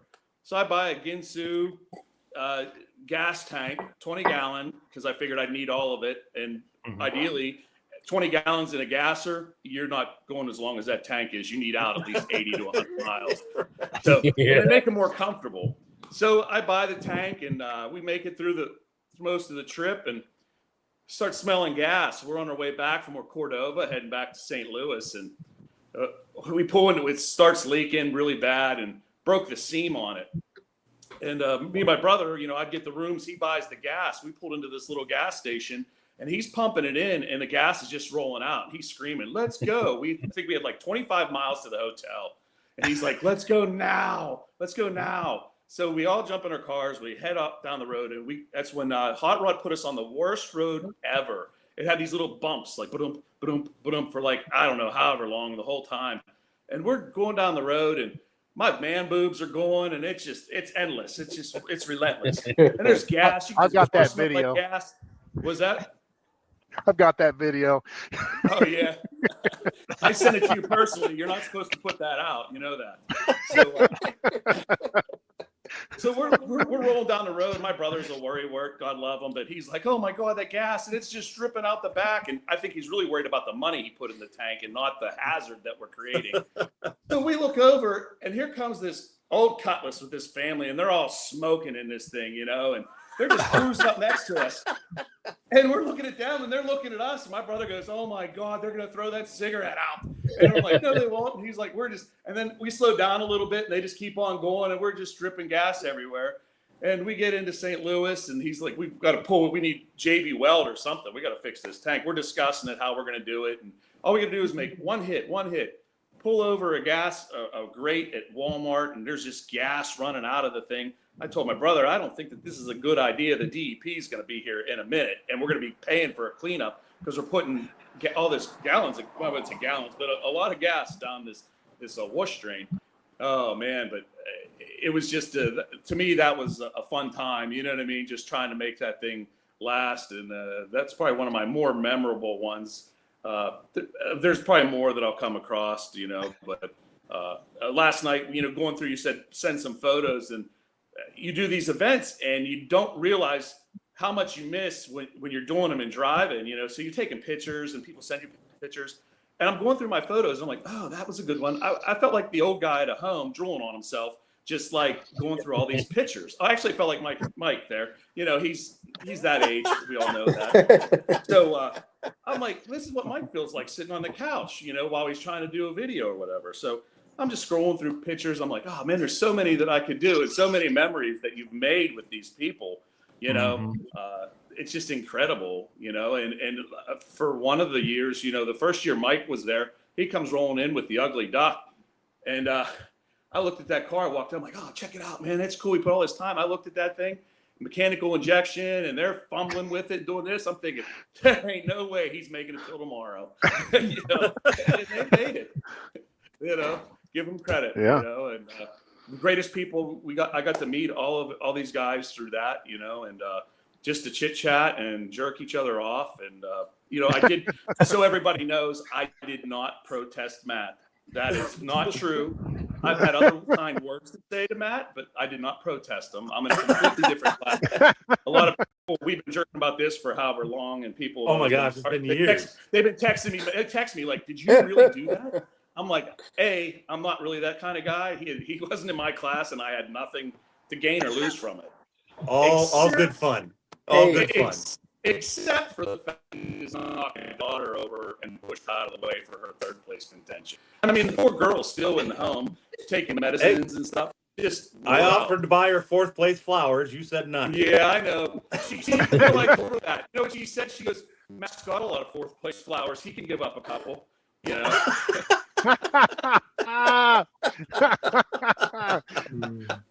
That's fourth place is better than not making it. Right? Yeah, you know what? And quite honestly, it's not the place you're in. It is honestly, as all of us here know, and even everybody, you know, it's about making it to the end of the week. You know, you start out and you make it to that end, you accomplish something. Right. Yeah, you know, it doesn't matter where you end up. You made it back. You know, the biggest accomplishment is getting that sticker on your windshield, in my opinion. It's saying, I earned that sticker. I made it. You know, and that's what I'm making. And the rest of these events have become. You know, it's not about, you know, it's family. We look forward to leaving our area to go meet up with all the guys and get a minute. Sometimes you don't get a minute till midweek to talk to some people, but you go and you talk and you rehash, you bust some balls, as they say, you know, maybe have a beer or two in a parking lot or however it goes. But, you know, to walk away, you know, and you're driving your car on that trailer, you know, it is a good feeling. And it's in one piece, you know, and sometimes that doesn't happen. You know, but it is what it is, you know, and the camaraderie of the people and the support you get throughout is just incredible. You know, we've all been, and then all of a sudden, nowhere you get a message from somebody. Oh shit, you know, hey, how you been? Just thinking about you, whatever. You know, it's kind of neat. You know, so those are kind of my stories, and they're all going to be. There's all of us on here. I can almost guarantee that we're all saying the same thing, thinking the same thing, or going to be doing the same thing, which is protesting Matt the next time he gets See what they did, though? They protested him, now he's faster. Oh, yeah. Well, that's good. Right? That's what happens. You got to get angry and you go faster, you know? Yeah. So that's the way it is. You know, it's a good thing. It's a great thing. A little competitiveness and it's all Boston, as they say. It is great for the sport. So. And I wouldn't want to do it with any other guys. You know what I mean? When we do these events, you keep seeing every time a different one. There's just 6 summers, some new gassers involved, you know, maybe just from that area. You like to see them maybe hit some more of these events. But there's a lot of cars out there. You know, gassers have been around forever, but it's starting to bring out of the woodwork. People get some confidence in them and actually put some road miles in, which is really neat to see. You know, we've been doing it for a while, and people ask you, hey, how's that drive? You're like, good. you know. Oh, So I heard Matt protested himself. yeah, he probably did, just so he could get into another class. Well, I had to beat Riley. Yeah, he's like, well, it's that poor little girl over there. She for 2 years she built that car by the rules to get in that class. To have Matt come in and push her out of the way, it was just a terrifying. Both hands. Yeah, both hands, knocked right over, and took her ice cream. It was incredible. You know, I hope he gets the diabetes. You know, or I already have it. Oh my gosh! All right. Wow! Don't do that to me. Don't do that stuff to me, Jay. Yeah, I wouldn't put the voodoo on anybody. But Matt, no, that's not even true. I could be mad at buddies. At least right now we are. He'll text me later and call me all kinds of names. So I'm calling you later. yeah, good. I look forward to the phone call. Nice. So, All right. anyway, All right. Hey, we got to take a break. We got to thank some race car friends and all that kind of stuff, and do an ad read real quick, and then we'll get right back to this because I have some questions. I want you guys to be thinking back. We're going to talk about this in a minute. What was the feeling when you pulled in that final day? So that's what we're going to talk about next. Let me jump in here and get these slides pulled back up. I don't even know where we're at anymore in here. Been all over the place. There we go. All right. Guys, just want to say thanks for being a Race Car Friends. If you're enjoying this, hit the share button right here. Become part of the Race Car Friends. These guys are the best family that's out there. I'll tell you that much. These just drag and drive family is awesome, and we appreciate all these guys being on here tonight. And then I promise, now that everybody's kind of got their butterflies out their stomach, now we're going to be telling good, fun stories from here on out, I promise. And then thank you to our sponsors for making all this possible. Summit Racing, Deechworks, Molly Motorsports, Driven Racing Oil, Howard's Cams, J-Wire Solutions, Performer Built Transmissions, Car Change 3D, WAF Racing, Power Tube TV, Sweet Patina, and Racing Junk Classifieds. If you're trying to do some shopping, shop with them, please. And then the gentleman's agreement is simply this. Eric and I are going to keep doing this. We love doing this, but we need you guys to hit the subscribe button or follow button wherever you're watching this. That, it's the agreement. Essentially, I can't guarantee that you do that, but I'm going to keep doing this. You do that. If you guys aren't, let's help grow this drag, drive, repeat brand. We would appreciate it. And then, of course, Deechworks is going to lead us into our next segment here, where we were just saying we're going to talk about that feeling you get when you pull into that final day of your first drag and drive event. So Deechworks is a leading manufacturer of high performance fuel system components.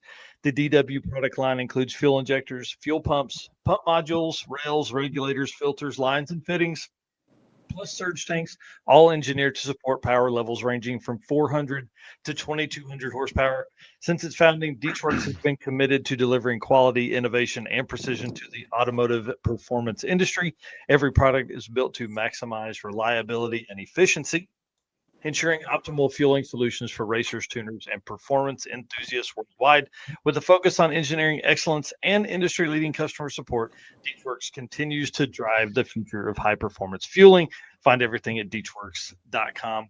For all of your fueling, they are the official fuel delivery system of Drag, Drive, Repeat. Okay, back to fun stories. For folks that are just jumping in here, it's the Gasser invasion here. These guys are all Gasser racers. They have all done drag and drive events, many of them multiple events. If you want to see the intros, go back and watch the first stuff.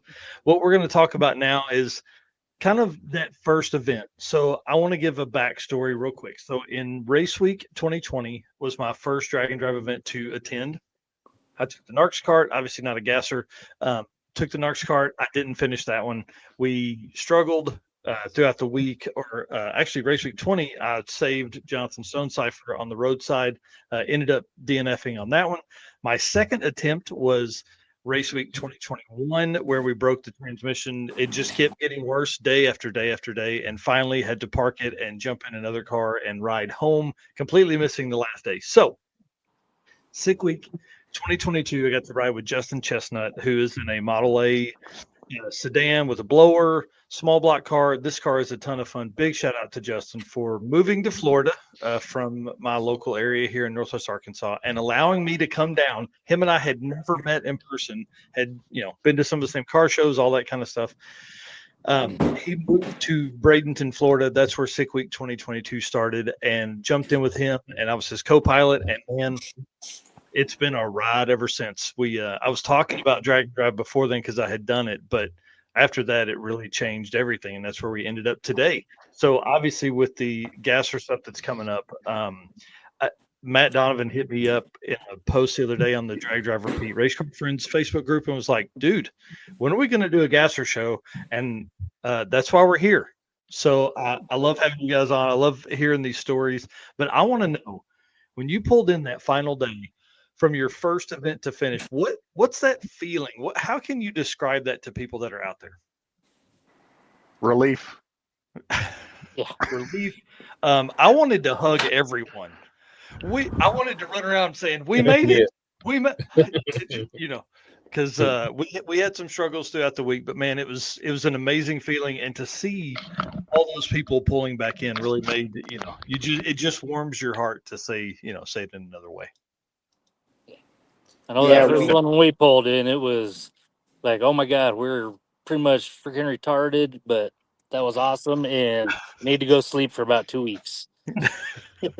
Yeah, that's for sure. The sleep doesn't even make sense for 4 days after the event. Like, no, because you didn't get anything. My first one I did was the 2.0 during the COVID deal. That it was the first 2.0, I guess. And me and Jason, Scott Guthrie, and then one of my boys, Joey, we did it together. But that was the coolest thing, man, just finishing the whole week. And my car's not like all you guys where I'm super fast, so it's almost not a big deal that I finish because, I'm running an RV motor. It's on its best day, it might be hitting 300 horsepower, but it was still a good feeling. And the neat thing was trying to explain that to Wes the other day, and not a gasser or nothing, but when his car in the wreck and all that, and we started talking about finishing the week, and he ended up telling me the other day when we were home, he said, "Man, that was the coolest feeling. I'm glad you suggested that we do all of that." And I finished the week, and it got kind of sketchy there at the end. We were 57 miles out, and I texted Adam. I said, "Are we supposed to be back at the track at any certain time?" He said, "You got to be here by 6 o'clock. Giddy up." I looked at Wes and I said, "We got 57 miles to go through the city of Tulsa and end up back at the track." We ended up. The bad thing was I didn't switch my gears out. I still had my 411s in because it was raining. I knew we wasn't going to be flying, so I just left them in the whole week. And but man, we were flying through Tulsa at 80 miles an hour. That big block was screaming. When we got there, West said, "I could hear your car up in front, and I was in front of you." But we made it back with 2 minutes left. But that's just the best feeling, man. It's hard to explain to anybody. It's like when you have your first kid, or your seventh in my case, whatever. It's a feeling you can't explain to somebody. Yeah, we finally got a TV. But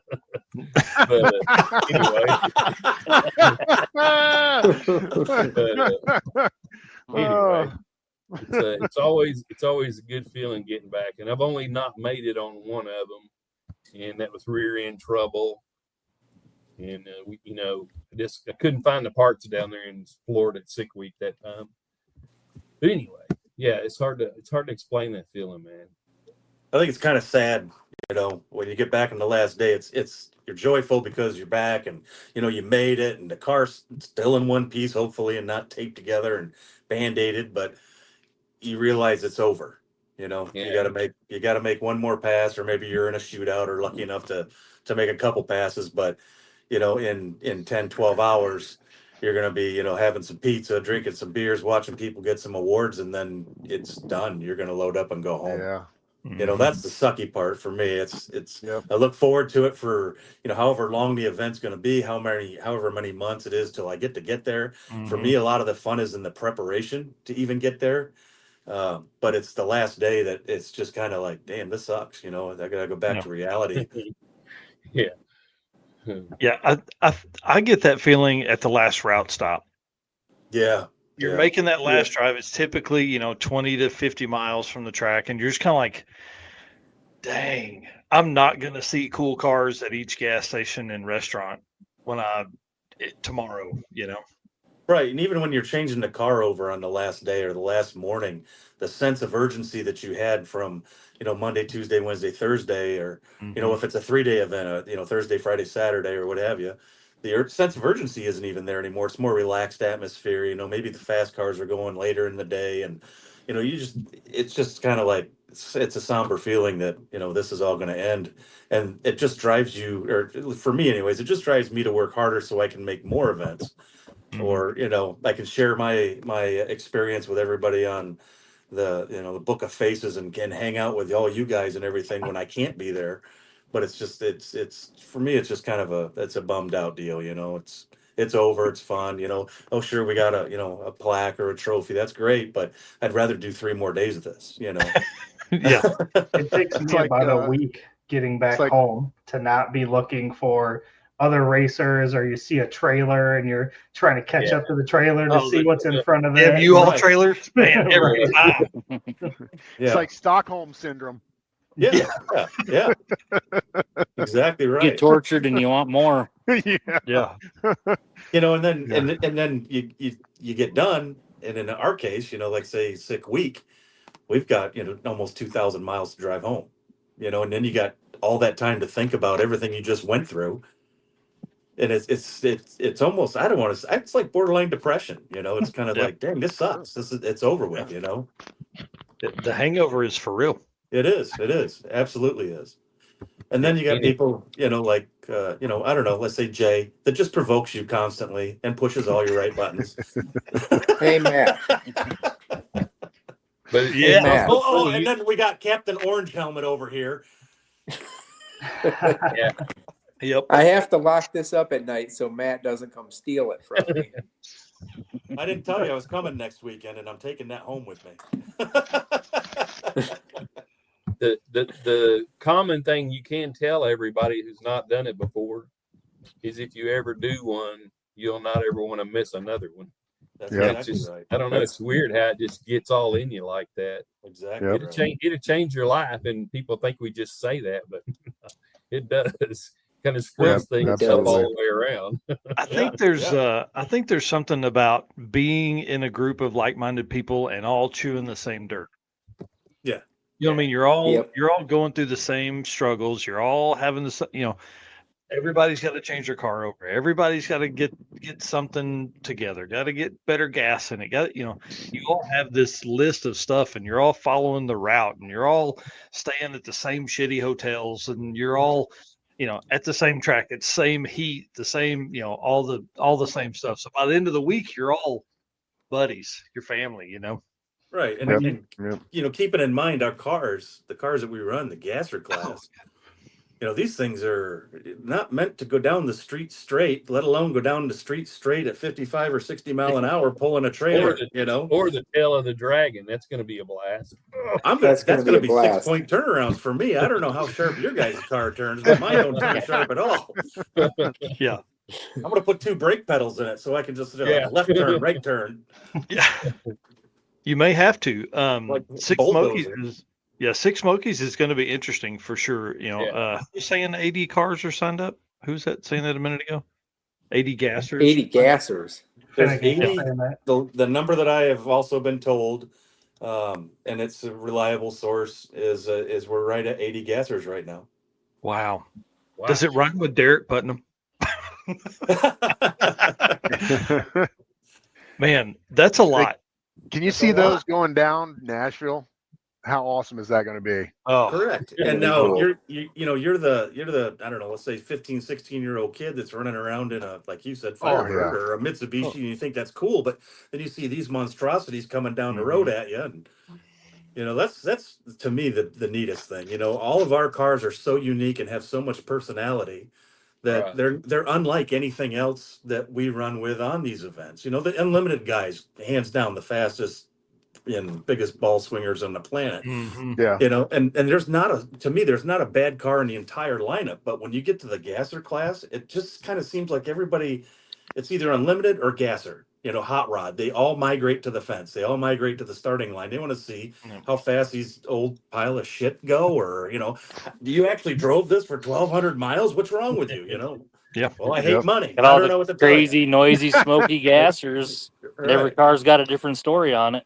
Exactly. It's just to me that's the That's what draw, and happened. I think That first 2.0 went on. Every time we got to a track, Kyle was there at 1320 waiting. He said every single time, he said, I can't believe y'all made it to another track. Right. Hey, we couldn't either. But here we Right. are. Yeah, we're excited too. Hey, Brian. Yeah. So I remember, Like I it was, said, I said today to somebody, I said, most of these unlimited guys, they barely have to. Oh, the only thing they're doing is steer in their car anymore. They have a sensor to do everything now. right. Where we still have a right foot is all of our sensors. That's our traction control, our wheelie control. Right. So the fact that we actually shift our cars and still drive these things, I guess, is a testament. That's it. Exactly. I think it was 2016.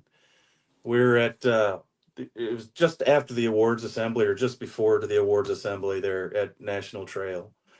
And this big hand came across my shoulder, and I turned around and I looked up, and it was Billy Gephardt. And he's standing beside me. He says, looks at me, and he says, I've lost a lot of money on you boys this week. And I had no idea who this guy was at the time. And I was like, okay. And he says, every day we had a dead pool, and every day I pulled you, and every day you showed up at the track. So it was kind of cool, that this guy thought my pile of shit wasn't going to make it to the next day, and he put his own money in the hat, and every day we showed up. So Awesome. it's pretty cool, and I think a lot of people think that, well, that'll never make it this week. Yeah, how do I get into that pool? Yeah. I didn't get any of the money, and obviously Billy lost it, but yeah, man, Billy did a lot for what we do now. Oh yeah, absolutely. It's really cool. Golden guy, man. I loved him. Wow. So another question here is, what, in y'all's opinion, outside of your own car, what makes like the perfect gasser? Like, what car would make it? What setup? Like, are we looking for a certain wheelbase? Has it got to be big blocks? It got to be stick shift? Like, what's the perfect gasser in y'all's mind? In my mind, it's a 55 Chevy, man. I think it's hands down. Big block, 4-speed.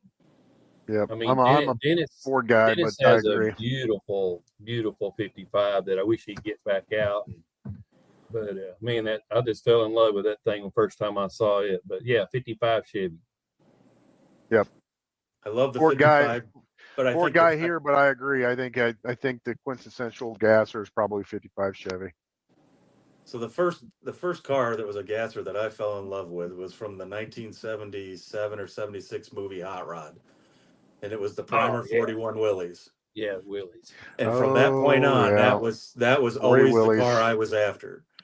But touching one of those that's not a reproduction is completely out of the question, which isn't bad. I had a reproduction 41, but that to me will always be the standout as far as a gasser for me. I love the 55.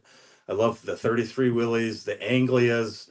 I mean, you just about anything. I really, really love them. But that Willys that was the one for me.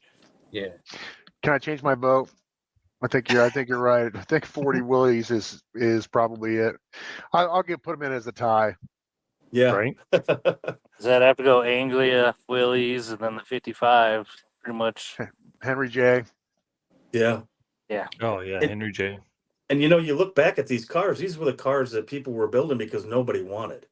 Mm-hmm. They were cheap, they were easy to get, and you modified them any way you want. There wasn't a whole lot of rules. Their letter designation was based on weight to horsepower. So you could have a naturally aspirated A gas or, a blown B gas car or what have you, but nobody wanted a two-door Willys. They could be found anywhere, or a Henry J that you ordered out of a JCPenney's catalog. Yeah. So that's what really made it cool, is these cars were kind of the oddballs of what everybody thought they needed to drive at the time, and they wound up on racetracks, and to me that's just awesome. Well, and they were basically like the Willys and the Henry J for sure were, and Anglia were lightweight. I mean, they were thin sheet metal, made to go as far on the gallon of gas as they could get. So they were, pretty lightweight, super cheap. So when you look at that, like, is that like a Corolla today? You know what I mean? Would that be like what we're looking at now? Is some of these cheap cars? Obviously, we're not building the Gasser Corolla, but the question now, I'm going to ask the second part of it. Like, those cars are envisioned as that, but what makes that car that much better? Because those cars are vastly different wheelbases. Oh yeah, like huge. 55 is 2 feet longer in wheelbase than an Anglia, I would imagine.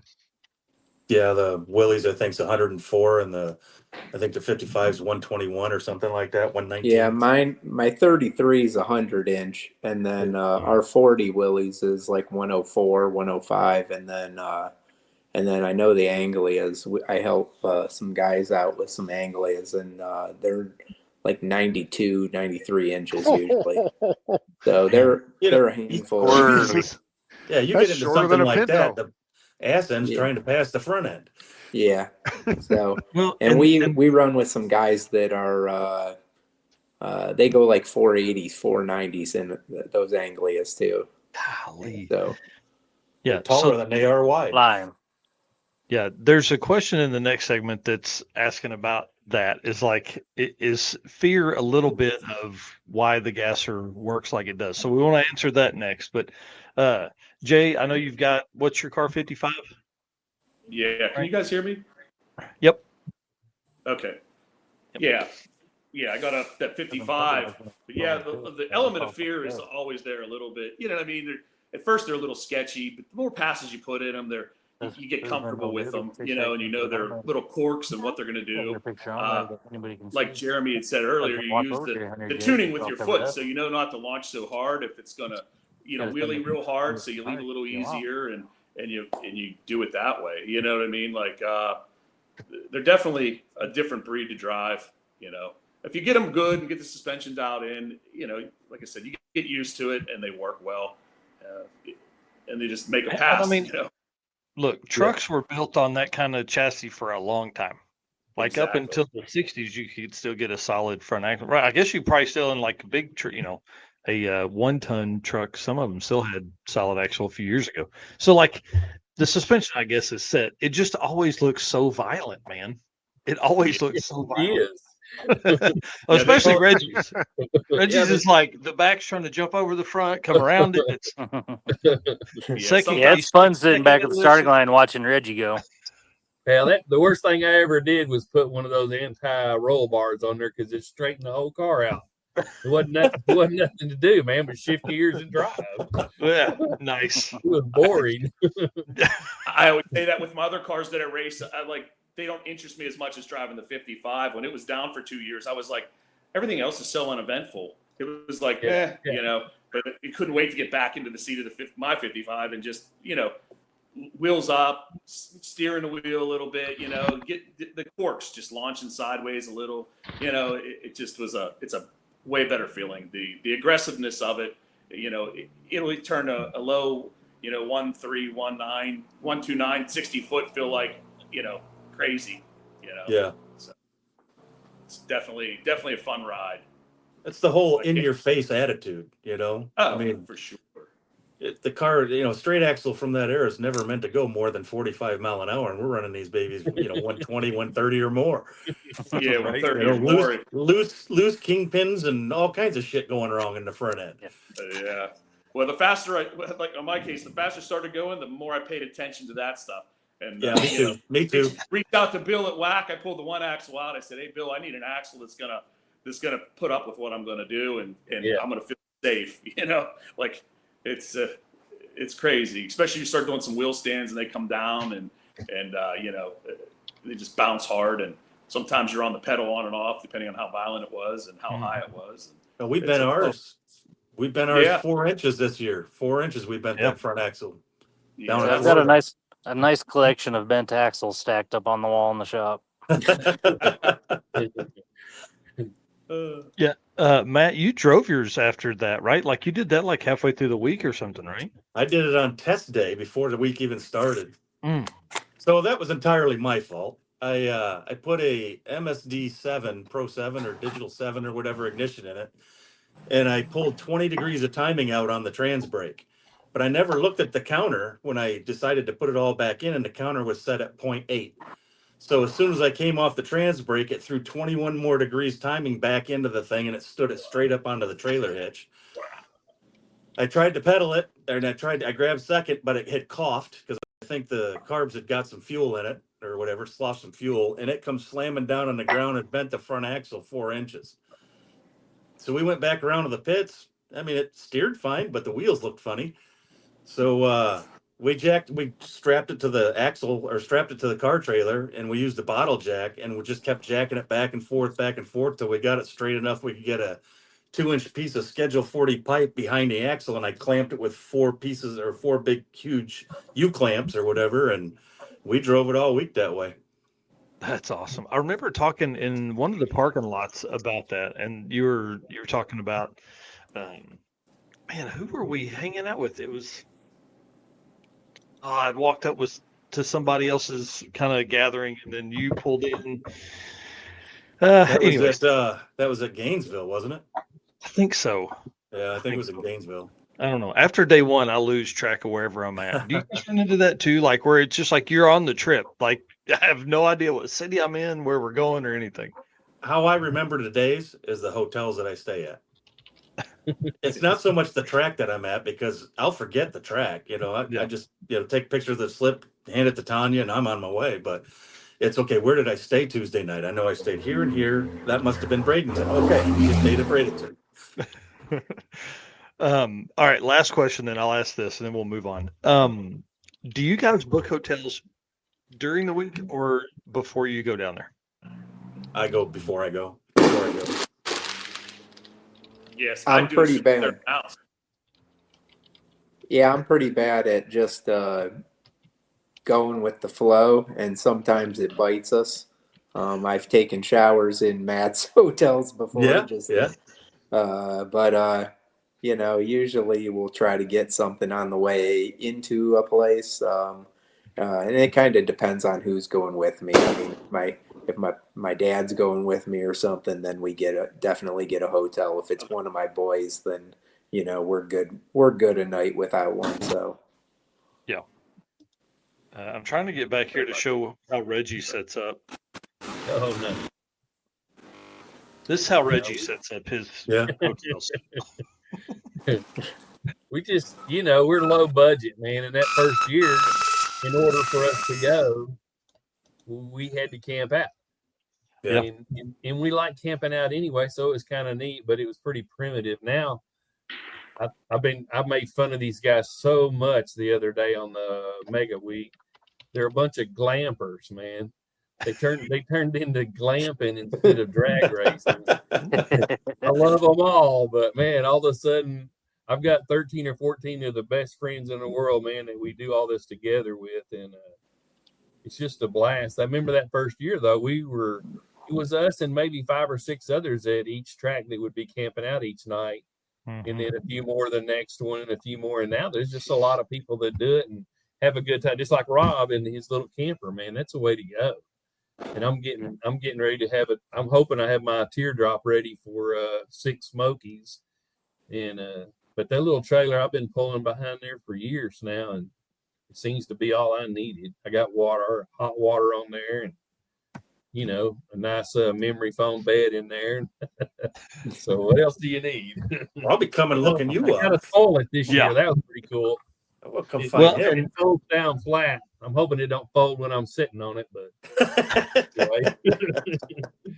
Yeah, the hotels were nice when the kids were younger. Yeah. Yeah. Now with the camper, dude, you're set. Yeah. These girls still miss the swimming pools though. But more times than not, they were sad because the pool would be closed. I say the pool would always be closed. We get there, can we go to the pool? It's like, I think they probably closed about 5 or 6 hours ago. Yeah. It's 4 a.m. They closed at 10. Yeah. It's always nice to know you got a nice place to lay your head and a nice shower and a place to poop. You know. Yeah. Yeah. Yeah. I can understand that completely. I like to mix it up. I like to camp a couple nights, you know, and then we'll get hotels every couple nights because I need the Wi-Fi. To be honest, I need a desk I can sit at and edit. So that's typically what what we got to do. So you're probably busier than all of us. It's pretty intense on the media side because you're really never off. Like Right. If there's any downtime, you need to be posting, you know, because we're Yeah. trying to show as much as we can, hoping that, you know, it puts people in the stands. You know, Eric has a tough one on his side because, dude, he'll take 1,500 photos a day. And then, you know, he's trying to go through those 1,500 to take out bad ones and also post up 25 or 30. Right. So, you know, we get to the hotel while you guys are drinking beers in the parking lot or showering. We're up there trying to put in 3 or 4 hours to edit a video. Yeah, that's what I mean. You guys you're working at the track, you're working while you're driving, and then you're working at the hotel. Yeah, that's harder. That's harder work than what we're doing. Yeah, I love it. Now I've just got to do it in a cool car. You know, that's the whole purpose next time is to do it in cool cars. RV. Oh, don't even start with me. Have y'all seen his Winnebago? The 73 Brave? Oh, I'm in lust. Hey, did somebody say they're going to Rock and Race this weekend? Jeremy. Yeah. Jeremy, I'll see you there. Yeah, we're there. Sure. Get there tomorrow morning. We're probably going to go out Saturday just to watch. Are you? Oh, are you? Great. Yeah. How awesome. Cool. Yeah. Look us up. We'll all be there. I want to go do that, but I don't think Don Moyer's going to let me in. Oh, you can run anything you want there. You know, my car's not a gasser according to him. And he could be right, but whatever. Having fun. I still love the guy, but I don't know. No, there's every kind of car there. So Yep. Yeah, okay. Yeah, it always looks like it's a fun show. Yeah, he's got like 10 bands this year. You know, so it's going to be a good time. Yeah. I haven't been out to race since it was the old track there, you know, and we're just doing fun runs and stuff on that. So I'm looking forward to coming out just to watch what's going on, to see how big it's really grown over the last, how long has it been? Like 10 years now he's been doing it there or whatever? The bigger the new. Yep. So it's going to be, I'm pretty excited. So I might even bring my wife along with me, you know, just to let her see some things I don't know yet. So she's watching this, so she's sitting here. She's sitting here. I knew she was. I knew she was. Over in the corner. Connie's going to start throwing shit across there and hitting you right in the head. Yeah, I'm having technical difficulty. She's touching everything, pulling plugs, and I'm like, stop. You know. So, all right. Well, hey, all right. Eric's got to bounce. He's got some stuff he's got to get done tonight. So we're going to have him do this final ad read, and then we're all going to hang out right here. Ready? Hit it, dude. All right. Performabuilt is the official transmission builder of Drag Drive Repeat. At Performabuilt Transmissions, the goal is to engineer and build the toughest transmissions on the planet. Performabuilt doesn't just rebuild transmissions. They systematically re-engineer each model to eliminate OEM flaws and to achieve the highest levels of performance. That's why they say their transmissions are not just built, they are Performabuilt. That is right. Ryan Snyder and the team up there are awesome at Performabuilt.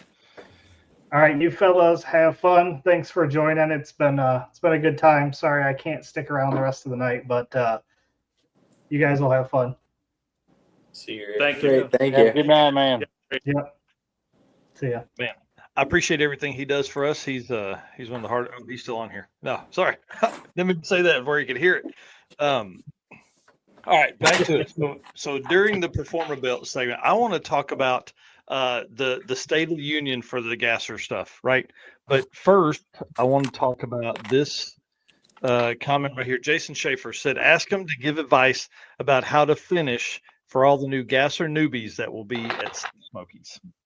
So what's a tip? Let's go around. What's the tip that somebody could give to help somebody finish? build your car using parts that you can get at any auto parts store. For sure. Yeah, the That- least I mean, unique some- one-off stuff is best. Yeah. You know, if it's, you got to have a solid bottom end, you buy the solid bottom end. But if you got, you know, you don't want to be running exotic carburetors or fuel injection or some one-off intake or some handmade headers or, you know, anything that could possibly go wrong that you got to be able to Some mechanical fix. injection deal. Yeah, something that 8 stacks sticking out of the hood, you know. But don't use an AOD. That's right. build your car with parts that you can get at an auto parts store, or that you can, you know, order readily available at the track the next day. You know, Yeah, or you can find at a junkyard in any small town. Right. We see more failures because it was something that somebody had specially built, or this, you know, billet, I don't know, billet alternator bracket, you know, and it is the only thing that'll work, but now it's broken and they're out. You know, they can't get any charging. You got to keep it simple. Keep it simple. You can borrow, you know, you got to have stuff that even be more common for the guy at the Right. track to maybe say, Right. buddy, I can help you out because I run, it's common. We got, you know, we can get that anywhere, but Right. yeah, you start I too carry exhausted. I carry more spare parts in my trailer for somebody else than I do myself. I've gone for parts and been like, wait a minute, I've never used that. Oh, I lent that to somebody. You know, Right, and never right, replaced right. it. So then I'd Yep. borrow it from somebody else, which is great, you know. So Yeah. but it is what it is. Yeah, that's it. You know, like Matt said, is, you know, make it simple. Keep it really simple. Keep it so parts are available. Look your Yep. shit over, man. Like go Right. over it, not bolt it. If you think there's something, maybe after the day 2 drive, put some wrenches on it, double check it. You know, Exactly. we run ladder bar setup. I'm always double checking my bolts. I kind of know how many threads are there, and I look them over, you know, just to make Yep, sure I'm yep. not backing off. So That's the biggest, to me, that's the biggest thing. Keep it simple, keep an eye on your setup, and have fun, you know? yeah, for sure. Have fun It's is all- the key.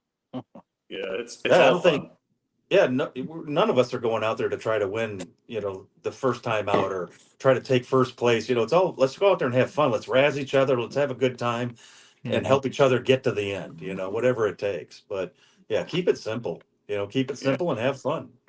Yeah, enjoy the Yeah, drive. Yeah, there's been absolutely quite enjoy the a few drive. times when I stop for gasoline, I'll always kick the ladder bars or the hairpins, just go around kicking stuff or pushing on it. And Yeah, there's been a few times I've found some loose bolts, you know. right. But yeah, just keep an eye on stuff. Catch it before it breaks. Yep. And generally, you're generally only going 1,000, maybe a little over 1,000 miles. It's not that big of a deal. I always say we drive 1,000 miles throughout the year, no matter what. So just Yeah. keep a good eye on it and make it work. So let me ask you this: if you had 0 miles on your car and you drove it onto the trailer, yeah, I did. would it be better to stay home, or are you going to go down and No, find? you definitely go. Yeah, No Our way. first one we did, we drove the car up and down the street like 3 blocks and put it on the trailer and we went. It's good. Yeah, yes. The car hadn't been on the road in 20 years. Yeah, who hasn't done that? Yeah, Nobody. I'll tell you, we drove the old truck for for Mega Week. We drove the old truck for the first time in 3 years, and it made it 400 feet down the track. So it had about 80 miles on the street before that, but it was all easy stuff. And you know, you full throttle that thing the first time. Hey, guess what? Shit breaks, man. Right. well, now you found the weak link, so that you just build better. Yeah. Yeah, we better. put a new motor in it. Yeah, so it made it through the circuit this time, so we're good. Yeah. It made 2 passes. It was perfect. No, that's 100% better. Yeah. All right, so here's what I want to do. I want to talk about the State of the Union within the Gasser community within Drag and Drive, because you know, like Mike Finnegan said earlier, like there's not a ton of cars that typically, like we don't have a 20 car Gasser class, right? Mhm. At the circuit, we combined the Gasser and Hot Rod because we had 6 cars. So the cars are there. So my first question is, like, how great is the recent push for Gassers and Drag and Drive? And then from there, how do we grow the community? And I like the rules that Matt came up with, Matt and Adam or whoever was behind it. And it seemed like a pretty good deal. And there was options for, if it didn't have a whatever axle, or there was lots of ways to be going through and being a gasser. But and then all of a sudden, for months, people are going, I'm building a gasser for this. I'm building one. Man, I'm starting it. Everybody's showing pictures. And then we get to the track and there's only like 8 or 10 of us there, maybe. Yeah. Now guys like me just don't show up with their car. Yeah, it's just who didn't do that? But yeah, it was disappointing, and so I'm really looking forward to, like you guys are saying, the 6 Smokies. Hopefully, 50 of them will show up. Mm-hmm. Yeah. If a bunch show up, then they'll be hooked. Yeah, I think it's the total number of gassers out there in the community, percentage-wise, is probably pretty low. And when you're trying to get registered in 3 minutes for drag week or sick week, the likelihood of 2% of the cars getting in and having a good car count of gassers is going to be difficult. I think with them opening up the window for gassers first made a huge difference. I think of course I'm biased. I think they should open it up early for every event for gassers only, right? I mean, it's absolutely you see X amount of Camaros or Mustangs, modern Camaros or Mustangs, filling up the class in if it's dial your own or something like that. That's a lot bigger window. That's a lot bigger pool of cars to fill. And I think it's just because you filling up drag week or sick week in 3 minutes or 1.5 minutes. It's just, you just can't get in there. And I think that opening that up to say, hey, we want gassers at the event. I mean, if you can pull 80 gassers for a special sick event, I mean, you should be able to pull 15 or 20 for a regular event. It's just the fact that you just can't get in there.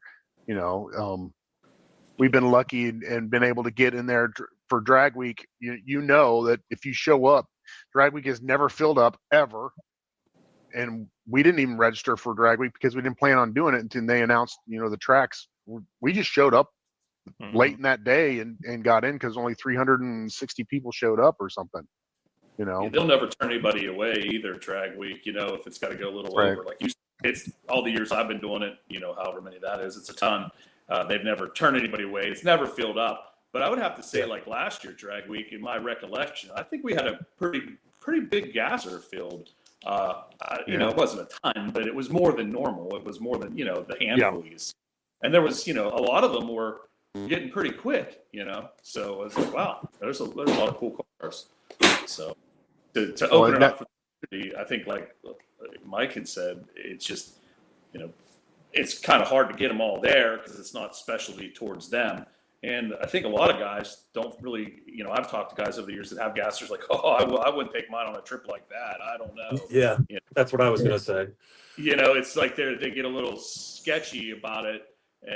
But generally once you do it, like we all know, you do it once, you're like, that ain't nothing. We can do it again, and they'll get the bug, but it's just getting there and having faith in their own car, and some of them, quite honestly, some of the local ones I've seen, I don't know if I would drive them on it, not to bash anybody or anything, but it's like they just don't have set up to put those kind of miles on through the Smokies or Blue Ridge Parkway, or we've done a lot with all of us have done a lot with our cars and made a lot of miles, and we know what it takes to keep them on the road, and we try to I personally try to instill that to people when I talk to them. Make sure your bars are parallel, keep your bump steer out of them, just give them some pointers and stuff. So I think if we could get some more guys more confident in their stuff, and maybe there's some more events like the 6 Smokies would be, you'll see a lot more of them there, at these events.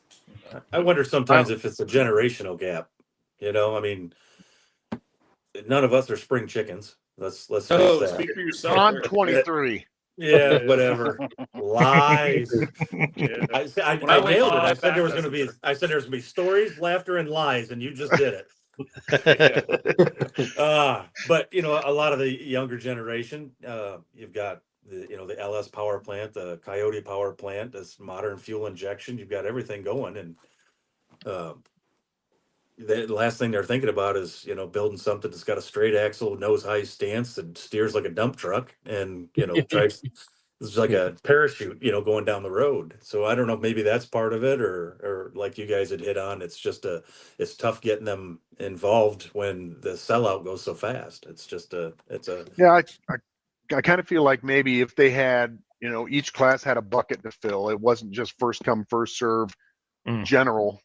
You know what I mean? If you said, I've got 8 unlimited spots, I've got 8 ultimate iron spots, I've got 16 gasser spots, I've got 12 hot rod spots, then people would see, oh, I can get into sick week. They only had 11 people show up for hot rod class or something. You know what I mean? Right.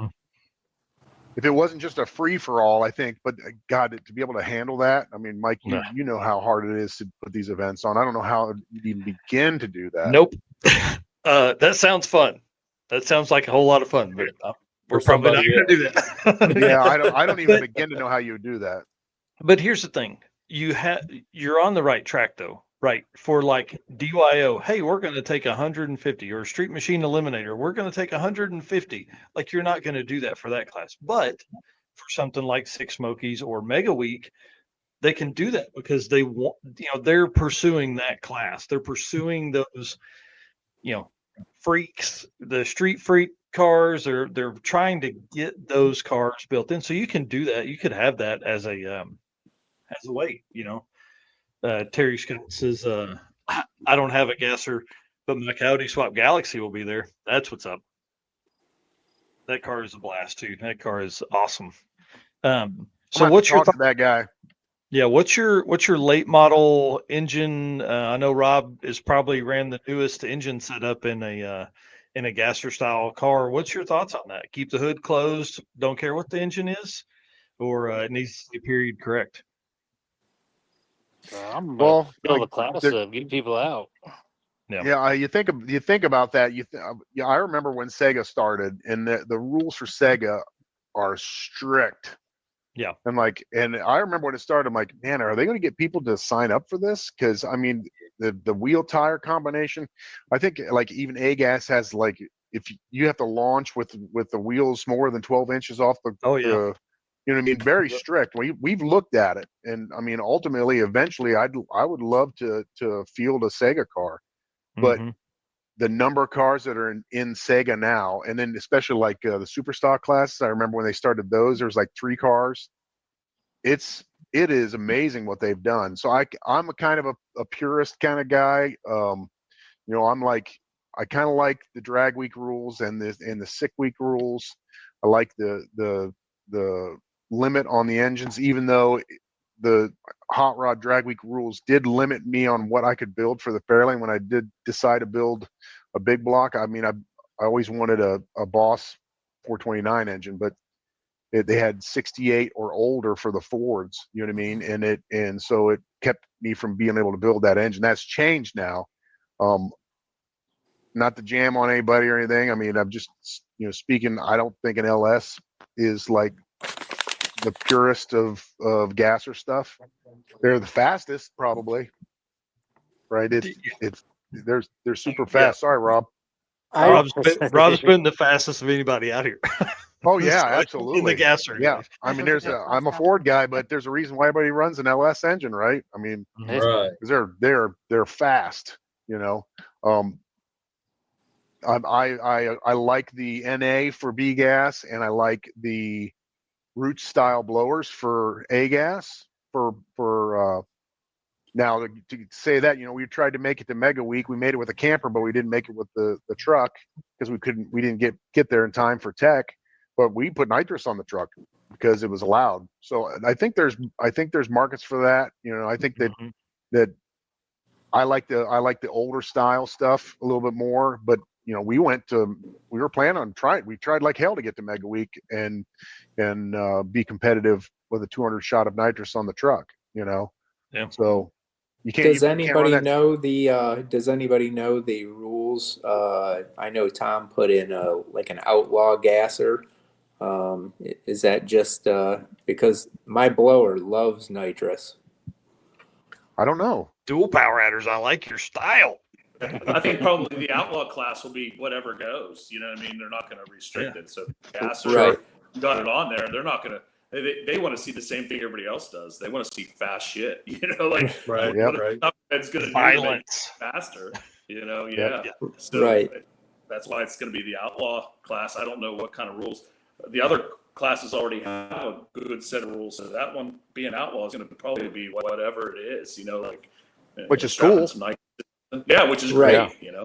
Yeah. Oh yeah. I would imagine Tom probably had that class in like a preemptive because he's trying to get his done now. So He's using the drag week rules.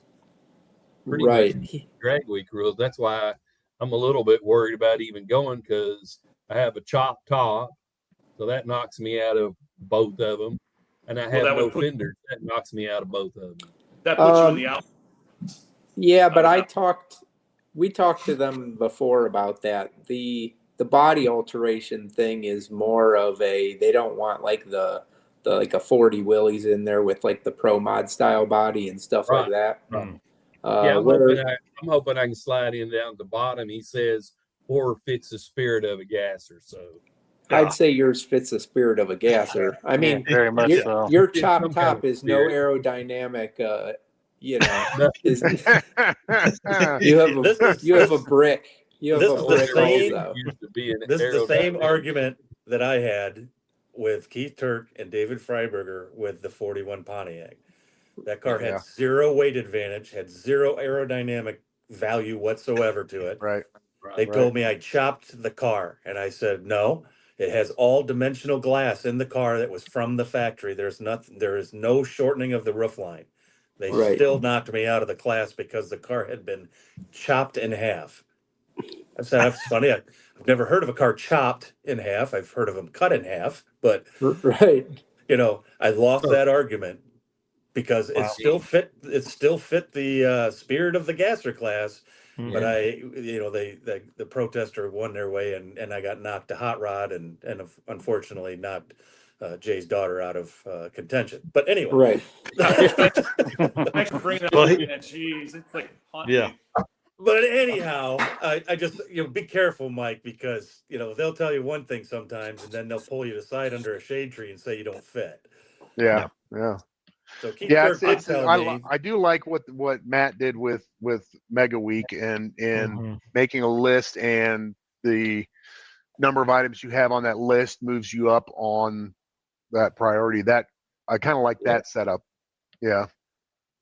Yeah, so it was really cool. Like his thought process in that was very interesting. Again, trying to grow the community, the Gasser turnout at Mega Week. You could have 4 of 7 things, I think, or something like that. If you had all 7, you got more priority, all that kind of stuff. So I like to see that. And with a class like Gasser's, you can do some fun stuff like that. You can try some things. Classes like Modified probably need to stay pretty dang close to the rules. No, yeah, absolutely. Because those guys are going to be fast. So, all right, this is going to be maybe a little controversial for you guys and in the comment section, but what is the newest car that could be beat into a Gasser? 68. I probably agree. I would agree. 68. Yeah. I was thinking like 67, but 68. I'm thinking 60. I'm thinking 67. Because it's about that era that they started morphing into the funny car. Right. Yeah, that's what I mean. The Gassers just kept kind of evolving, and they kept morphing into technology and tires and stuff. They had that. I forget who it was that had the Ford that was it was a tilt up body, but it was all steel. Ford or a Cyclone Comet. Maybe, or was it Comet? Something, yeah. And I believe that was in 68 or 69. Yeah, so, what was the 69 Mustang, the Warhorse that had a twin turbo? That was Ohio George's car. Yeah. So, that would be pretty cool. That'd be right at the 68, 69 era, but I'd still lean towards 68. 67, 68 would be if I was putting on an event, I would agree with that. So no 85 Caprices? No, sir.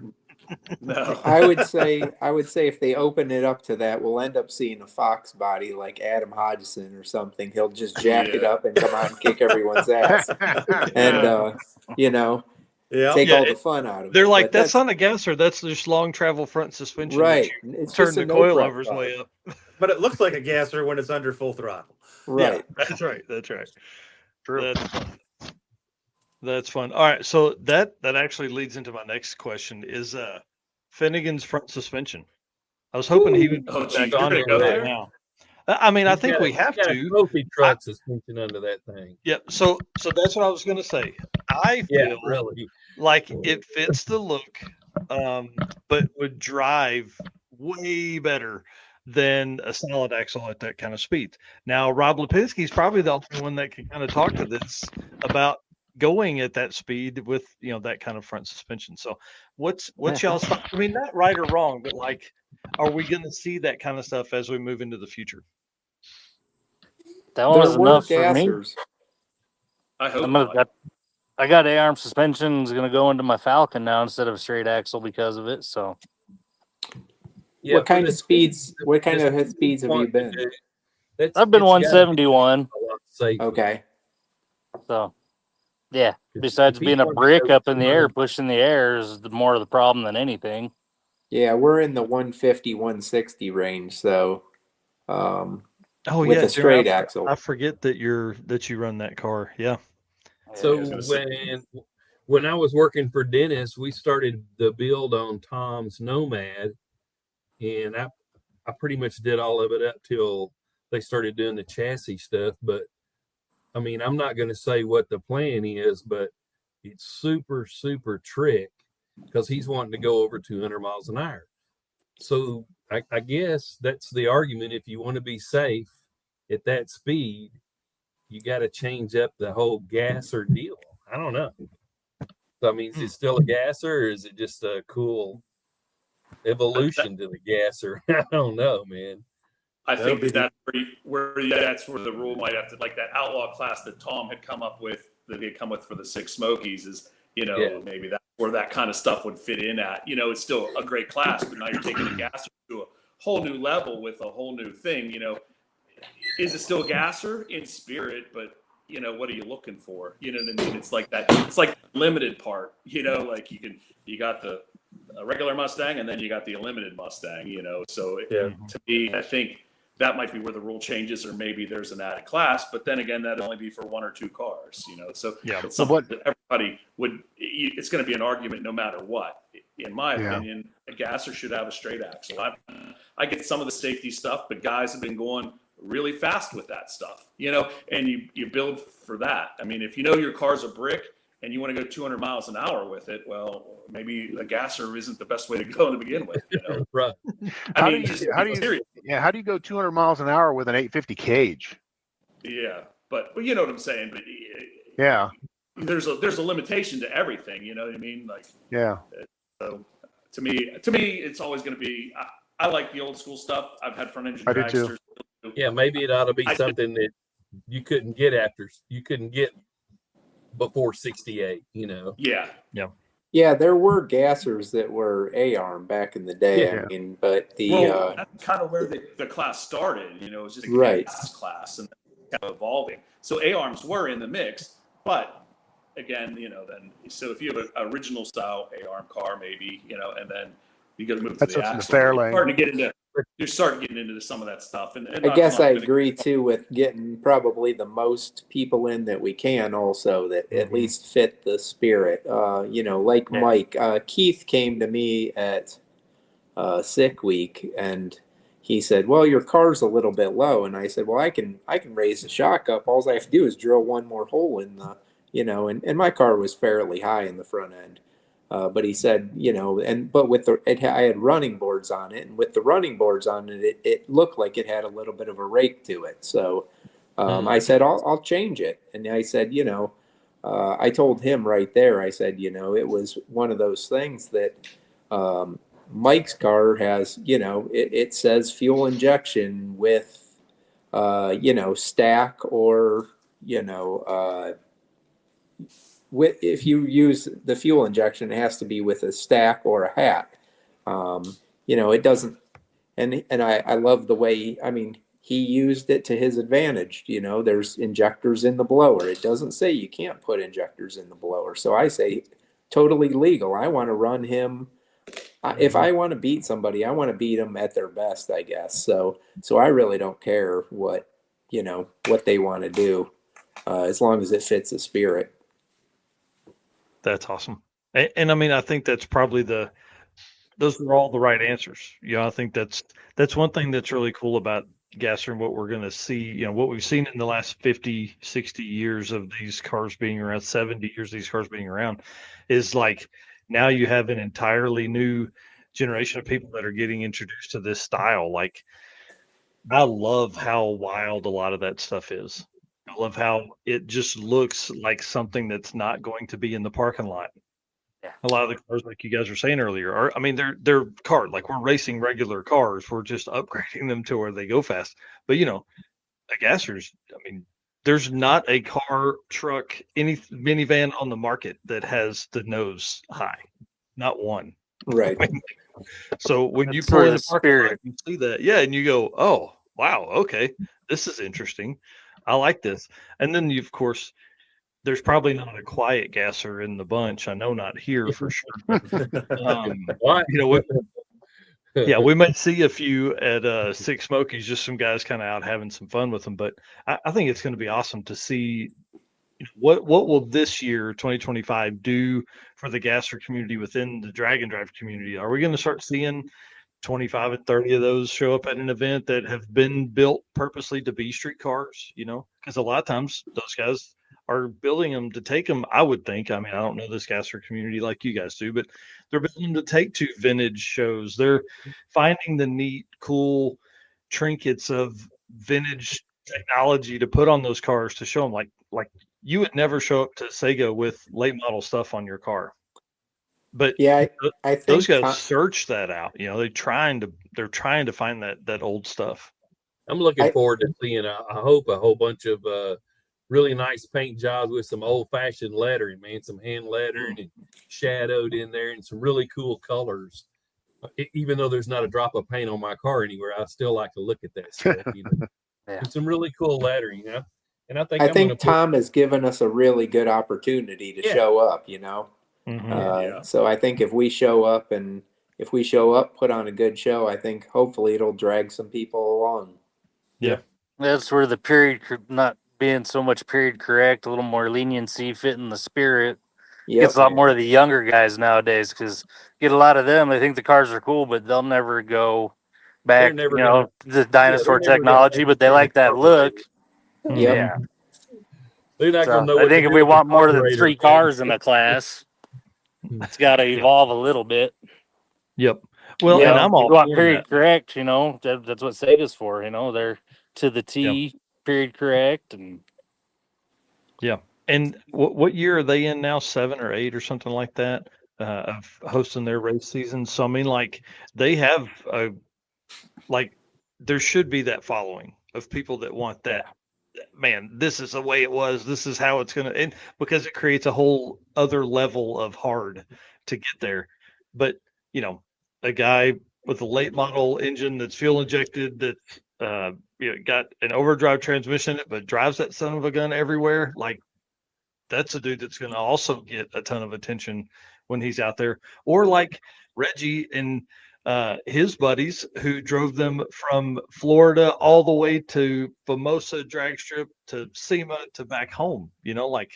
There's just, man, it's so crazy to think of streetcar stuff that can do that. That's why I put one of them 454 RV motors together. So I'd be cool like Randy now.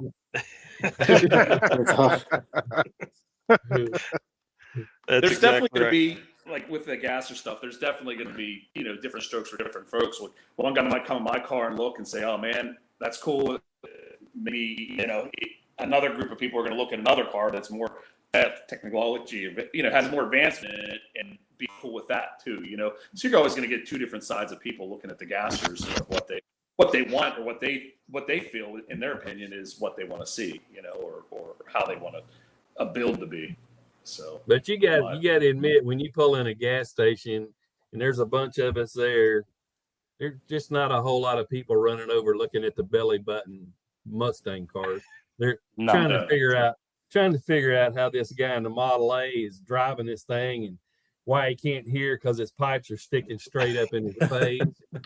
Yeah. And the kids, their parents are always bringing their kids over and they want to get a picture with my car. And I just love that about it, man. I think that's my most favorite thing is you just pull up anywhere and people will just walk up and start taking pictures. And if they got a kid, I said, open the door and get in there, man. Stand up and look through the roof, And yeah. It's just fun. I mean, the reality is if you want to go fast, Fox body with an LS and a turbo, right? It's automatic. But they don't get the questions at the gas station. No. Right. Rodney Reeves says, I got one They foot just in. got to question their sexuality because they're a little bit gay, but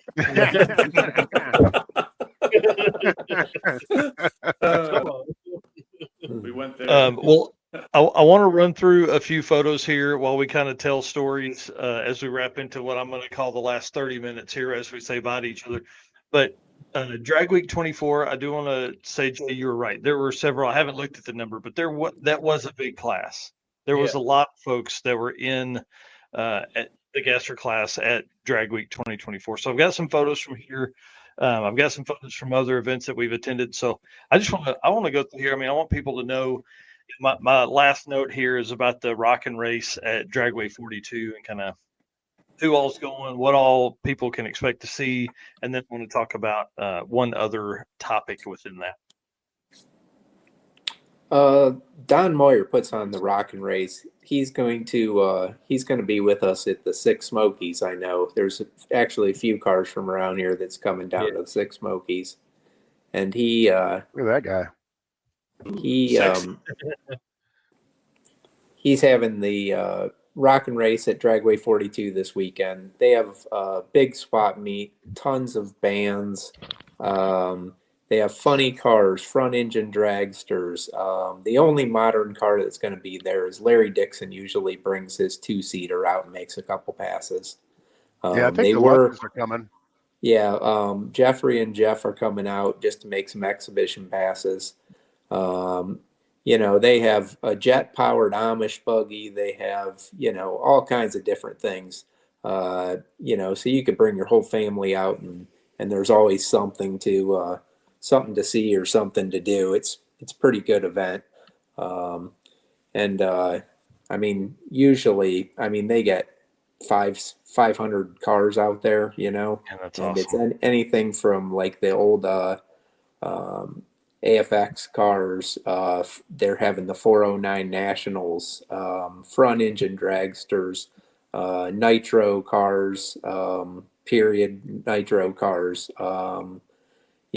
Just pretty much everything.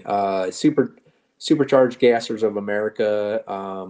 They're going to be out there. Scott Rods. There will probably be 5, 6, 7 different classifications for like AA gassers. Gas, yeah. So, and nostalgia gas cars. So it's a pretty cool event. But maybe one we got to add on to the list. I've done it. I've watched a couple of times. This will be the first time racing and actually staying there all week. So look for the. I'll have the truck there and the Winnebago. Yeah, we're taking our Henry J down, both of our Willies down, and awesome. Then we have a bunch of cars going down, so should be a good time. So let me run you guys into this topic because this is something that's on my mind all the time. How do you take an event that's 4 days like that, and how do you add in like a drag and drive class? That's there. Everybody says we have so many events and it's so crazy. We haven't even tapped that market. Like Tom did a little bit with the NMCA replacement races, but like nobody's really partnered with some races like that. If you were a pretty decent promoter, you could go in and get, is a successful event 30 or 40 cars and people drive 100 miles a night after they're done racing during the day. Or like, I don't know how that race is set up, if it's 2 days of qualifying and 2 days of heads up racing, but like, I mean, there's something there. Yeah, wasn't the plates and 28s pretty popular that they did last year? And they had a drag and drive class. I mean, I don't think I'm not sure how many miles they drove between. Yeah, but I think it was they pulled it off. or something like that. Yeah. Yeah, they pulled it off. I don't know.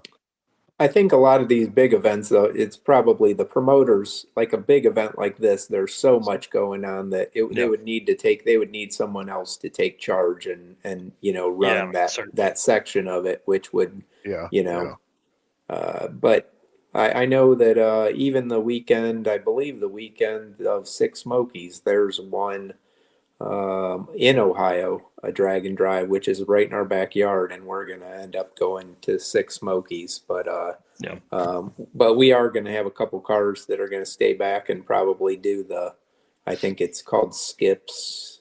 Buckeye Skips. Ohio's Buckeye Skips, yeah. Yep. And we're gonna have a couple cars that are gonna stay back and do that. So it should be, kind of hopefully help everyone out.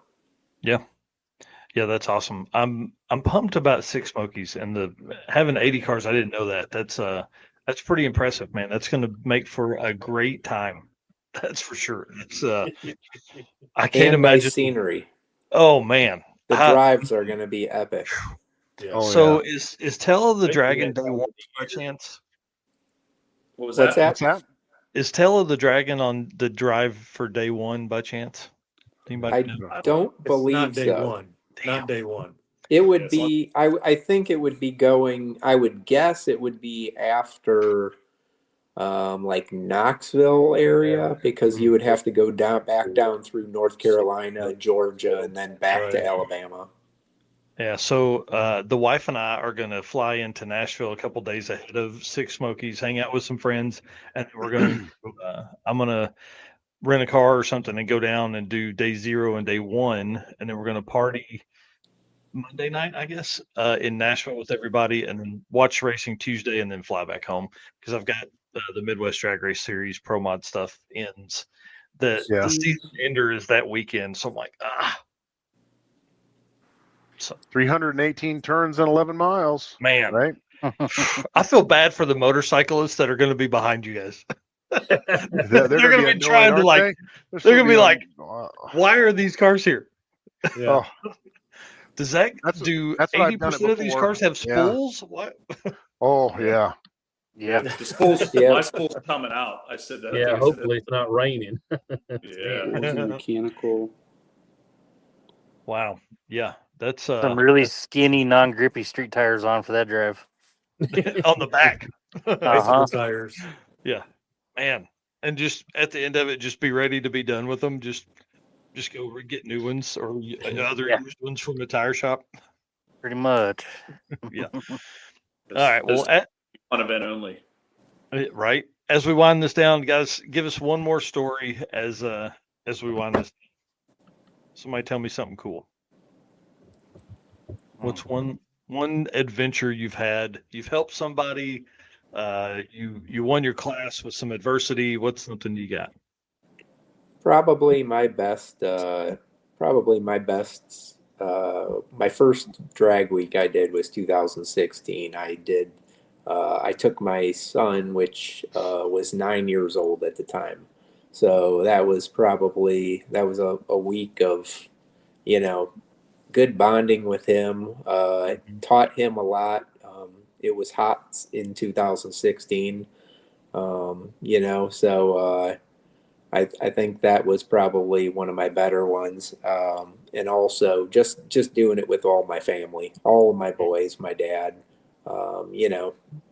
friends I've met along the way, friends I see now more often just because of the drag and drive stuff. So, yeah.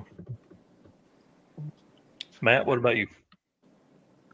Well, other than sick week this year, this was the first time I've ever brought my wife on a drag and drive, and she's completely hooked now. She absolutely loved it. And thank our lucky stars that everything that broke we were able to fix and continue on. Not like the prior 2 years, but the one memory that really kind of sticks out in my mind is last year on sick week again when the we ate the cam and lifters. We were stuck in the middle of some wildlife refuge on our way to Bradenton. When we heard the noise, we pulled over, and Reggie and I get out. We start tearing valve covers off, and we heard rustling in the weeds. And I looked up and I shined my flashlight and I looked back over to see, what Reggie was doing. He wasn't standing there anymore. He'd already gotten back in the car and he wasn't getting out because there was alligators in the weeds. Nope. I remember passing you. He made it pretty clear when the rescue truck came to pull my car and trailer down to the truck stop that he was going with that guy and I was going to sit on the side of the road with my trailer because there was alligators in that swamp and he wasn't having any part of that. So that was that was dark. I remember passing you. Oh my gosh, it was dark. I was like, Jesus, I'm like, is that Matt's car? Yeah. I mean, it was pitch black. Yeah, pitch black and lots of rustling in the weeds in the swamp. He says, "Did you bring your gun?" I said, "Yes." He goes, "Good. I'm going with him to take your car to the truck stop." Matt, what about re-straightening your front axle this past year? Oh yeah, when we had to ratchet strap it to the trailer that already had bent ramps that I had borrowed. So I had borrowed a trailer from my neighbor, and I borrowed a truck from Scott Kleppinger to even get there because neither my truck or my trailer was ready. Then we bend the front axle doing the big wheelie. So we strapped it to a bent up trailer, used a 20-ton bottle jack and walked it back and forth on the axle. My daughter and I ran into the hardware store and bought a 2-inch piece of Schedule 40 pipe and 4 U-bolts at the Tractor Supply place and clamped it to the axle and went right back out and drove the damn thing. And then we blew second gear out of it in Gainesville. Gainesville has not been good to me the last couple of years. But we figured out right away how to shift it like a power glide, and we finished the week. But that's awesome. Yeah, Reggie, I know you got some good stuff. Oh, you said controversy. I have some controversy. See this? I don't know if you can see this right here. It says I got first place in the hot rod class, but they wouldn't give me an orange helmet. Yeah, we argued about it. He said, "Well, you didn't win." He started calling it a group then instead of my class, and I said, "Well, it says I'm first place in the hot rod class." But anyway, so that's my gripe with them guys right now. Hey, if it makes you feel better, they're only extra large anyways. It doesn't even fit my head. So it has to stay on the shelf. So here it is. You've got the guy right there on the left that won the whole damn thing. I got fastest 1B gas. You got hot rod. Neither one of us got the damn orange helmet. This guy over here's got the orange helmet. Yeah. That's funny. But I'll share it with you guys if it makes you feel better, though. Yeah, you'll never get it back. But my good story, I guess, because it was so recent, was this mega race, last month or whenever it was. The coolest thing, and I don't know if you guys have experienced this, but two of my youngest boys were there with me the whole week, and it was such fulfilling. I haven't figured out a word yet, but watching them all week run side by side and just having a blast. Both of them were duking it out with each other, and they just had a good time together. And then I'm just sitting here watching them just going down the track side by side, and they weren't. That's what was cool is they weren't. That one of them was running a 12:18, and the other was running a 12:5. So they were pretty much right beside each other the whole time. Every time they would run. That's awesome.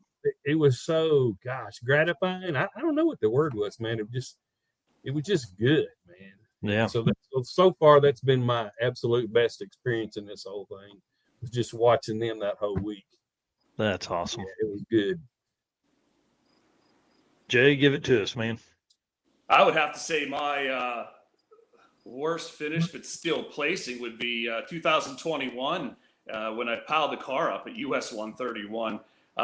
Hit the wall about 130 plus miles an hour, wheeled off the end, everybody comes running down, the crew, and they're like, "You okay?" Blah, blah, blah, And I'm like kind of pissed off for a second, but I thought to myself, wait a minute, that happened after the finish line, right? And the guy from the shack says, yeah. I said, did I get a time slip? And he's like, yeah, it's back at the shack. And he's looking at me in amazement. And I said, well, that means I finished the week.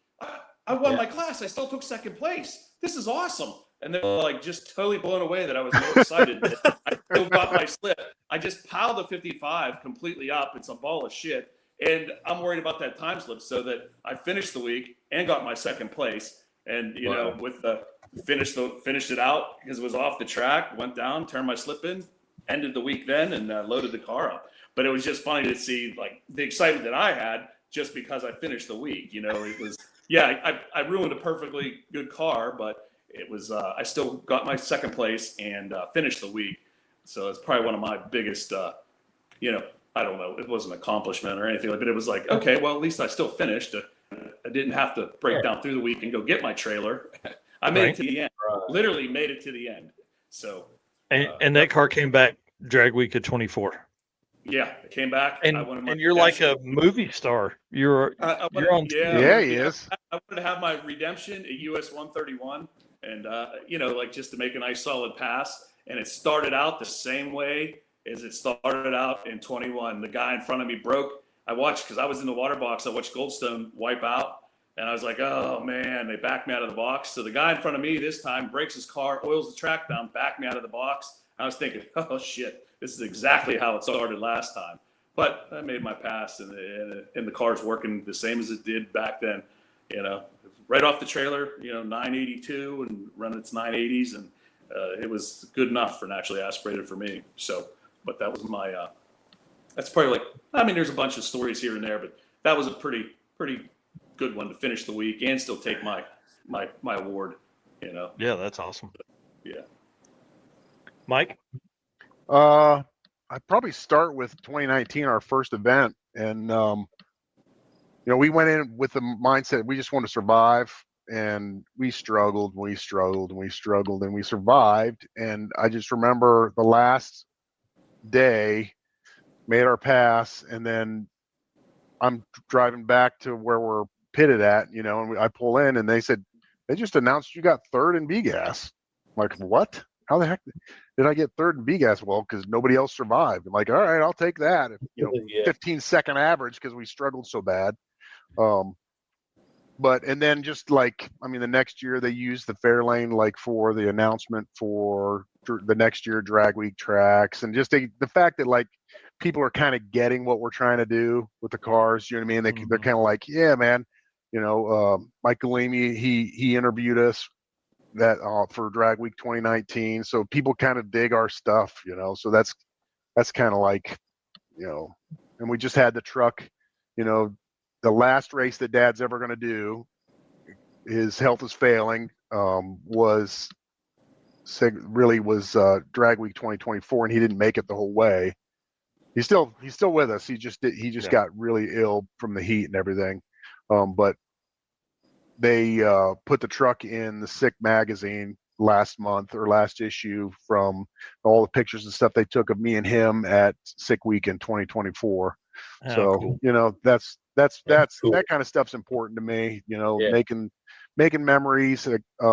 Probably another big part of that is really getting to know my dad as somebody other than just my dad. Mm-hmm. You know what I mean? You spend a week with somebody straight, that's way different than, coming over for a barbecue or, come and help with, move something around the house or something. It's a much different situation. So I'm pretty thankful that this kind of event has allowed, me and my dad to really become a lot closer. Not that we weren't, but just another level of close. And then, your friends, spending time with your friends and really tightening that bond. And I consider myself really, really lucky to have the close friends that I do have. Yeah, that's awesome. Yeah. Yeah. Rob, send us out, dude. Yeah, I'm kind of gonna have to roll with Reggie on this one. Like this year, not having my car for Mega Week, but it was all right because with both the girls racing this year, McKenna, her first time racing solo by herself, running 14.0, being out of Junior Street, and then Skyla starting Junior Street this year. So just being able to be there and help them get through and not have to worry about my junk, it was a whole good time. That's awesome. That's And awesome. I didn't have time to mess with my car, even if I wouldn't have, because I'd get McKenna up because Junior Street ran right after 14.0. So I'd get McKenna through. I'd have to get her up there so she gets the front of the line. So we'd go stage. That way I'd have time to get her through the water, up to the line. And then I'd be up there with my helmet and I'd run back to the staging lanes, and Skyla'd be driving around the corner by herself. And I'd jump in the car so we could get up there and make her run. How cool. Man, that's awesome. Well, y'all, I want to say thank you for coming on tonight. I appreciate you guys spending nearly 3 hours with me here. And Eric, obviously, was on here for a good while, too. We appreciate you guys doing this. This was, I think it come about late last week. Big shout out to Matt Donovan for doing that. Yeah, big shout out to Matt. A lot of times for folks that are watching this, if you have some stories you want to tell, you need to tell me. That's really how this happened. So thank you for putting that out there, saying, hey, let's do this. We really did need this. We needed an opportunity for people to meet you guys, one, so they know who they're going to talk to when they're at these events, but then two, like, to hear these stories and help push that Gasser, drive on folks, because it's one of the coolest classes that's out there for sure. I agree. Yeah, definitely. We agree. Most definitely. Yeah. So I'll say this: I'm going to put you guys all backstage, but then hang out with me for a minute because I want to talk. But we're not going to talk for an hour after we end this. I promise.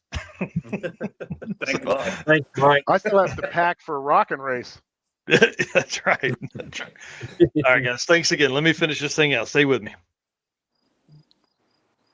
All right, let me go through here, get these guys shut down. For the folks that are listening on the podcast, thank you so much. You probably just need to go over and find it on YouTube and just watch.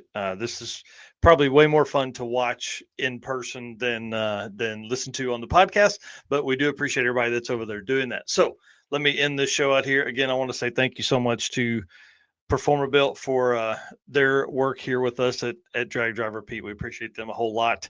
And then, guys, thank you so much for being a race car friends. You guys are awesome. Everybody that's on here tonight, everybody that made comments tonight, everybody that liked and shared and commented and blah, blah, all the stuff that you're supposed to do. We appreciate you guys very much for doing that. Thank you for being our race car friends. And then thank you to our sponsors who make all of this possible. They truly do. So if you're looking to do some shopping, please hit these guys up. Summit Racing, Deech Works, Molly Motorsports, Driven Racing Oil, Howard's Cams, J-Wire Solutions, Performer Built Transmissions, Car Change 3D, WAF Racing, Power Tube TV, Sweet Patina, and Racing Junk Classifieds. We appreciate you guys. We will see y'all on Saturday morning for the Drag Drive Repeat News, which is an hour-long show that has no guests and is all the news you could want from the Drag and Drive community. So we'll see you soon. Bye.